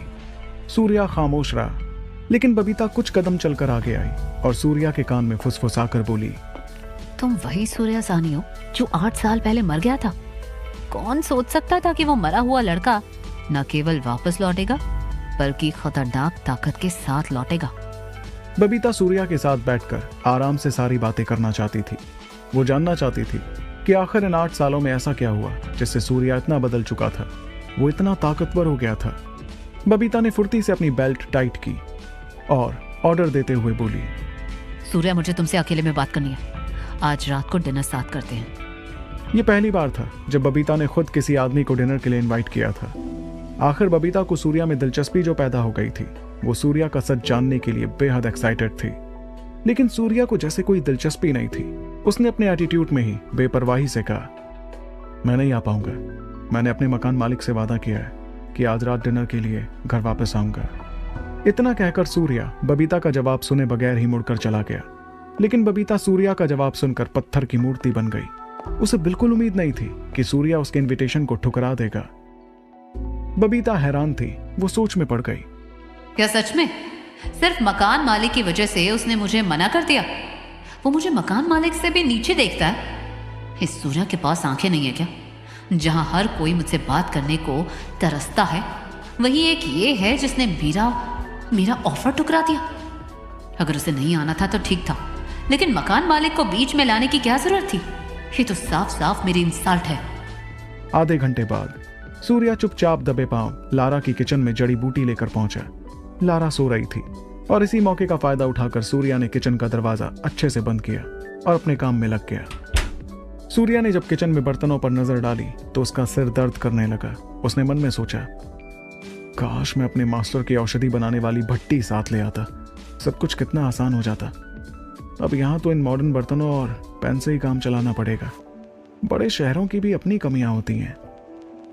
फिर बिना समय गवाए सूर्या ने इंडक्शन में कुकर रखा और सबसे तेज टेम्परेचर कर दिया और जड़ी बूटियां उसमें डाल दी। कुकर का काम सिर्फ जड़ी बूटियों को गर्म करना था। असली रिफाइनिंग के लिए सूर्या को अपनी एनर्जी की रेस भी उसमें डालनी थी। कुछ ही देर में बर्तन का पानी उबलने लगा, लेकिन सूर्या जानता था कि औषधि को पूरी तरह से गाढ़ा होने में समय लगेगा। देखते ही देखते 1 घंटा बीत गया। बर्तन में औषधि पिघलने लगी। सूर्या अब तक पसीने से भीग चुका था। उसकी एनर्जी धीरे धीरे खत्म हो रही थी। सूर्या थका हुआ अपने मन में बुदबुदाया, नहीं, मुझे और ताकत लगानी होगी, मुझे प्रोसेस खत्म करना है। सूर्या ने पूरी हिम्मत के साथ औषधि बनाने का प्रोसेस चालू रखा। 1 और घंटा बीत गया। बर्तन नीचे से जलने लगा। अंत में सूर्या ने देखा कि कुकर के अंदर डाली हुई जड़ी बूटियां गाढ़े से पदार्थ में बदल गईं। सूर्या ने तुरंत उस पदार्थ से करीब 5 से 6 गोलियां बना ली। हालांकि 5 से 6 गोलियों से सूर्या ज्यादा खुश नहीं हुआ, लेकिन फिर भी उसने खुद को मनाते हुए सोचा, बुरा नहीं है, असली प्रॉब्लम इस इंडक्शन की है। मुझे जल्दी आगे के लिए कहीं से एक अच्छी भट्टी ढूंढनी होगी, वरना बड़ी दिक्कत हो जाएगी। फिर सूर्या ने जल चुके बर्तन और इंडक्शन की तरफ देखा और लंबी सांस लेकर सोचा, मुझे जल्दी से सब कुछ नया लाना पड़ेगा, वरना लारा के जागने पर मुश्किल हो जाएगी। सूर्या ने तुरंत फटाफट एक खाली पानी की बोतल में 5 गोलियां डाल दी। जैसे ही उसके बाद उसने दरवाजा खोला, उसने देखा कि लारा पहले से ही दरवाजे पर खड़ी थी और कान लगाकर सुन रही थी। सूर्या के दरवाजा खोलते ही लारा सकपका गई। वो झेप मिटाने के लिए जोर से खांसी और किचन के अंदर झांकने की कोशिश करते हुए बोली, तुम अकेले रसोई में क्या कर रहे थे? कहीं तुम कुछ ऊटपटांग हरकत तो अंदर नहीं कर रहे थे? शोर क्यों हो रहा था? और ये अजीब सी स्मेल क्यों आ रही है? लारा के इतने सारे सवाल सुनकर सूर्या हड़बड़ा गया और बोला, वो मैं बस एक औषधि बना रहा था। लारा के मुंह पर हैरानी छा गई। वो असमंजस में बोली, क्या बना रहे थे? औषधि? पर क्यों? तुम्हें चोट वोट लगी है क्या? और लारा सूर्या को देखने के लिए किचन के अंदर घुस गई। अंदर घुसकर लारा की आंखें फटी की फटी रह गईं। उसने अपने मुंह पर हाथ रखा और हैरानी में बोली, ये क्या हालत कर दी है तुमने मेरे किचन की? ऐसा लग रहा है जैसे वहां युद्ध हुआ हो। और ये मेरा बर्तन भी जला दिया। ये क्या किया है तुमने यहाँ सूर्या? लारा अपनी किचन की हालत देखकर गुस्सा हो गई और मुट्ठी बांधे खड़ी हो गई। तभी उसकी नजर एक भूरे रंग की गोली पर पड़ी। लारा ने उसे उठाया और सूंघा। उससे एक अजीब सी स्मेल आ रही थी। लारा ने सूर्या को घूरते हुए पूछा, ये औषधि बना रहे थे तुम?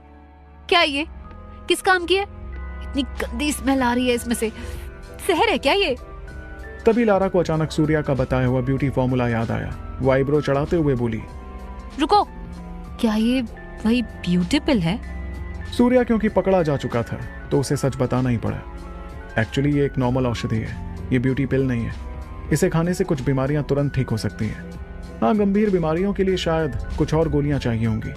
अगले कुछ दिनों में मैं एक अच्छी भट्टी ढूंढूंगा और तब तुम्हारे लिए भी कुछ गोलियां बना दूंगा। लारा ने सिर पकड़ लिया और सीरियस टोन में कंसर्न के साथ बोली, कल तुम्हें फुर्सत हो तो बताना, मैं तुम्हारे लिए एक साइकियाट्रिस्ट की अपॉइंटमेंट बुक कर दूंगी, क्योंकि तुम्हारा दिमाग ठिकाने पर नहीं है। सूर्या एक पल को खामोश हो गया। उसके अंदर बिल्कुल हिम्मत नहीं थी कि वो लारा से बहस कर सके, क्योंकि वो जानता था कि लारा उसका यकीन करेगी ही नहीं। वो दरवाजे की ओर मुड़ा और बोला, मैं एक नया बर्तन खरीदने जा रहा हूं। रही बात इस गोली की, रखना है तो रख लो, नहीं तो फेंक दो। और सूर्या वहां से तेजी से निकल गया। लारा को वहां किचन देखकर गुस्सा तो बहुत आ रहा था, लेकिन फिर उसने सोचा, जिसने गंदा किया है वही साफ भी करेगा, मैं क्यों टेंशन ले रही हूँ। और लारा किचन से बाहर निकल गई। अगले दिन सुबह सूर्या अपने वादे के मुताबिक हेमंत कपूर के घर पहुंच गया। सूर्या ने देखा कि कपूर विला के एंट्रेंस पर ही सब उसका इंतजार कर रहे थे। सब लोग उसे अंदर ऐसे ले जा रहे थे जैसे वो प्राइम मिनिस्टर हो। घर के हॉल में पहुंचकर सूर्या ने देखा कि हेमंत कपूर मुरझाए से उसी का वेट कर रहे थे। वो सूर्या को देखकर खिलखिला उठे और बोले, अरे मिस्टर साहनी, आप आ गए। Thank you so much. मुझे रात भर से नींद नहीं आई, ऐसा लग रहा था मैं मरने वाला हूं, पर अब आपको देख लिया तो चैन वापस आ गया। आप कुछ लेंगे, नाश्ता पानी, या हम इलाज के लिए सीधा 3rd फ्लोर पर चलें? सूर्या ने हेमंत कपूर को देखा और कैजुअली कहा, कहीं जाने की कोई जरूरत नहीं है, मुझे बस 5 मिनट लगेंगे, आप यहीं बैठे रहिए। सब हैरान हो उठे। मिस्टर साहनी, क्या मुझे लेटने की भी जरूरत नहीं है? हेमंत कपूर का दिल सूर्या की बातें सहन नहीं कर पा रहा था। उन्होंने अपनी कांपती हुई आवाज में पूछा, नहीं, लेटने की भी कोई जरूरत नहीं है, बस अपना मुंह खोलो।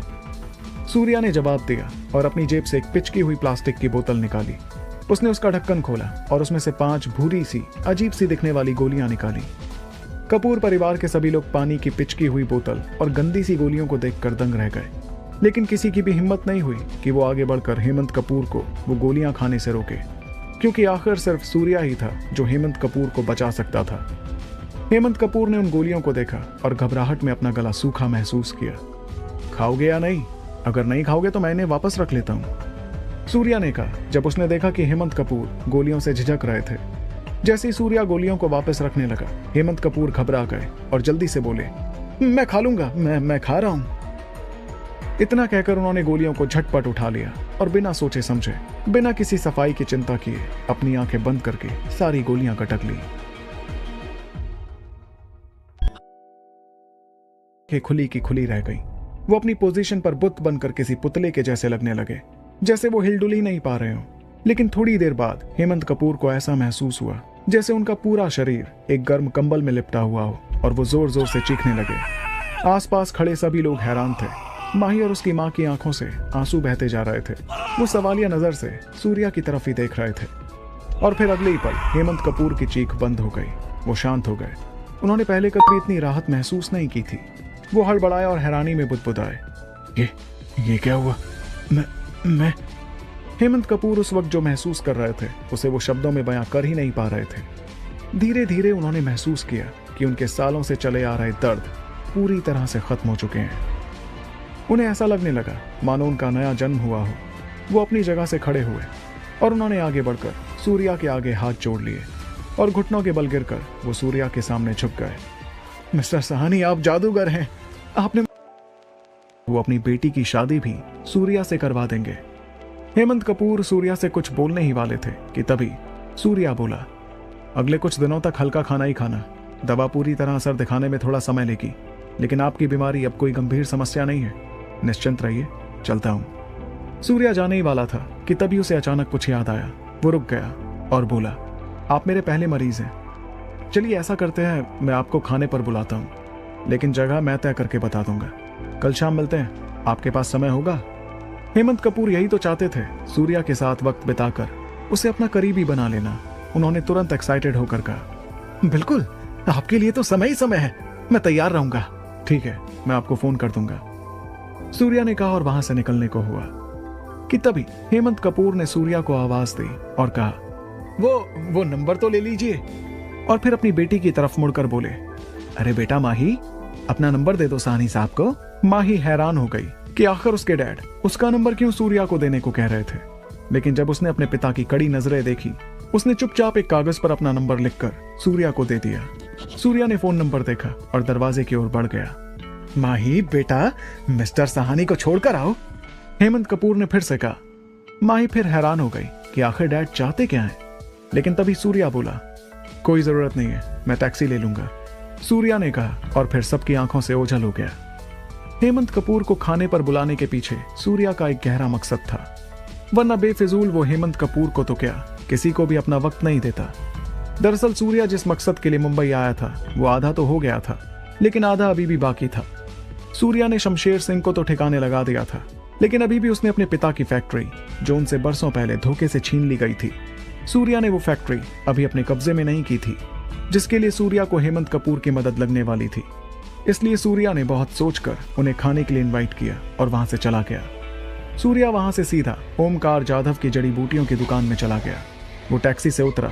उसने देखा कि ओमकार जाधव उसी का वेट कर रहे थे। आप आखिरकार आ गए, मुझे डर था कि आप भूल ना जाएं। अभी अभी कुछ जड़ी बूटियां सीधा हिमाचल से मंगवाई हैं, बहुत ताजा हैं और उनके असर भी बेहतरीन हैं, ओमकार जाधव ने आगे बढ़कर सूर्या से कहा। सूर्या ने ओमकार की ओर देखा और कहा, जड़ी बूटियां कहाँ हैं, मुझे दिखाइए। आइए। कहकर ओमकार सूर्या को लेकर हॉल के पीछे के आंगन में ले गया। पीछे का आंगन जड़ी बूटियों से भरा हुआ था। वजन के हिसाब से देखा जाए तो वहां करीब 200 किलो जड़ी बूटियां होंगी। सूर्या ने ध्यान से उन जड़ी बूटियों को देखा और वो तुरंत समझ गया कि वो बेहतरीन क्वालिटी की जड़ी बूटियां थी, उसकी उम्मीद से भी कहीं ज्यादा। सूर्या के चेहरे पर मुस्कान आ गई। वो खुश होकर बोला, वाह, मुझे पसंद है, आप मुझे इनका दाम बता दो बस। ओमकार जाधव वो सारी जड़ी बूटियां सूर्या को मुफ्त में देना चाहता था, लेकिन जानता था कि सूर्या कभी राजी नहीं होगा, इसलिए उसने काफी कम कीमत लगाई और बोले 20 लाख दे दो। असल में उन जड़ी बूटियों को मंगवाने में ओमकार को लगभग 80 से 90 लाख का खर्चा आया था। सूर्या भी समझ गया था कि ओमकार उसे घाटे में माल बेच रहा था, लेकिन सूर्या कुछ नहीं बोला। उसे मालूम था कि कोई भी बिजनेसमैन अपना नुकसान यूं ही नहीं करवाएगा, उसके पीछे उसका कोई ना कोई मकसद जरूर होगा। इसलिए सूर्या चुप रहा। उसने पेमेंट की, एक एड्रेस लिख दिया और बोला, कल दोपहर 3 बजे तक जड़ी बूटियां इस एड्रेस पर भिजवा देना। और सूर्या जाने के लिए मुड़ा ही था कि उसने ओमकार की तरफ देखकर पूछा, अच्छा एक बात बताइए, क्या आपको पता है कि मुझे यहाँ अल्केमी स्टोव कहाँ मिल सकती है? Alchemy stove? ओमकार का मुंह खुला का खुला रह गया। क्या तुम अल्केमी जानते हो? ओमकार ने कांपती हुई आवाज में पूछा। यह बात ओमकार के लिए हजम कर पाना बेहद मुश्किल थी कि उसके सामने खड़ा शख्स अल्केमी जानता है, जिसमें ऐसी औषधियां बनाई जाती हैं जो इंसान को अमरता तक प्राप्त करवाते हैं। ओमकार के लिए यकीन कर पाना इसलिए भी मुश्किल था क्योंकि इंडिया में अल्केमी जानने वाले लोग बचे ही नहीं थे। इसलिए सूर्या के मुंह से अल्केमी शब्द सुनकर ओमकार का दिल जोरों से धड़कने लगा। उन्होंने खुद को शांत करने की कोशिश की, लेकिन असफल रहे। वो बस आंखें फाड़ कर सूर्या को देखने लगे और सूर्या के जवाब का इंतजार करने लगे। सूर्या समझ गया कि उसने अल्केमी बोलकर गलती कर दी है, क्योंकि अगर उसका ये सच दुनिया के सामने आया तो उसके लिए मुसीबत खड़ी हो सकती थी। सूर्या नहीं चाहता था कि उसका अल्केमी का राज बाहर आए। वो बहाना सोच ही रहा था कि ओमकार ने फिर पूछा, सच बताओ, तुम अध्यात्म के गहरे लेवल पर उतर चुके हो ना? तुम्हें अमर हो जाने वाली औषधि बनानी आती है ना? तुम किसी भी मरते हुए आदमी को जिंदा कर सकते हो ना? तुमने ये सारी जड़ी बूटियां मुझसे अल्केमी के लिए ही ली है ना?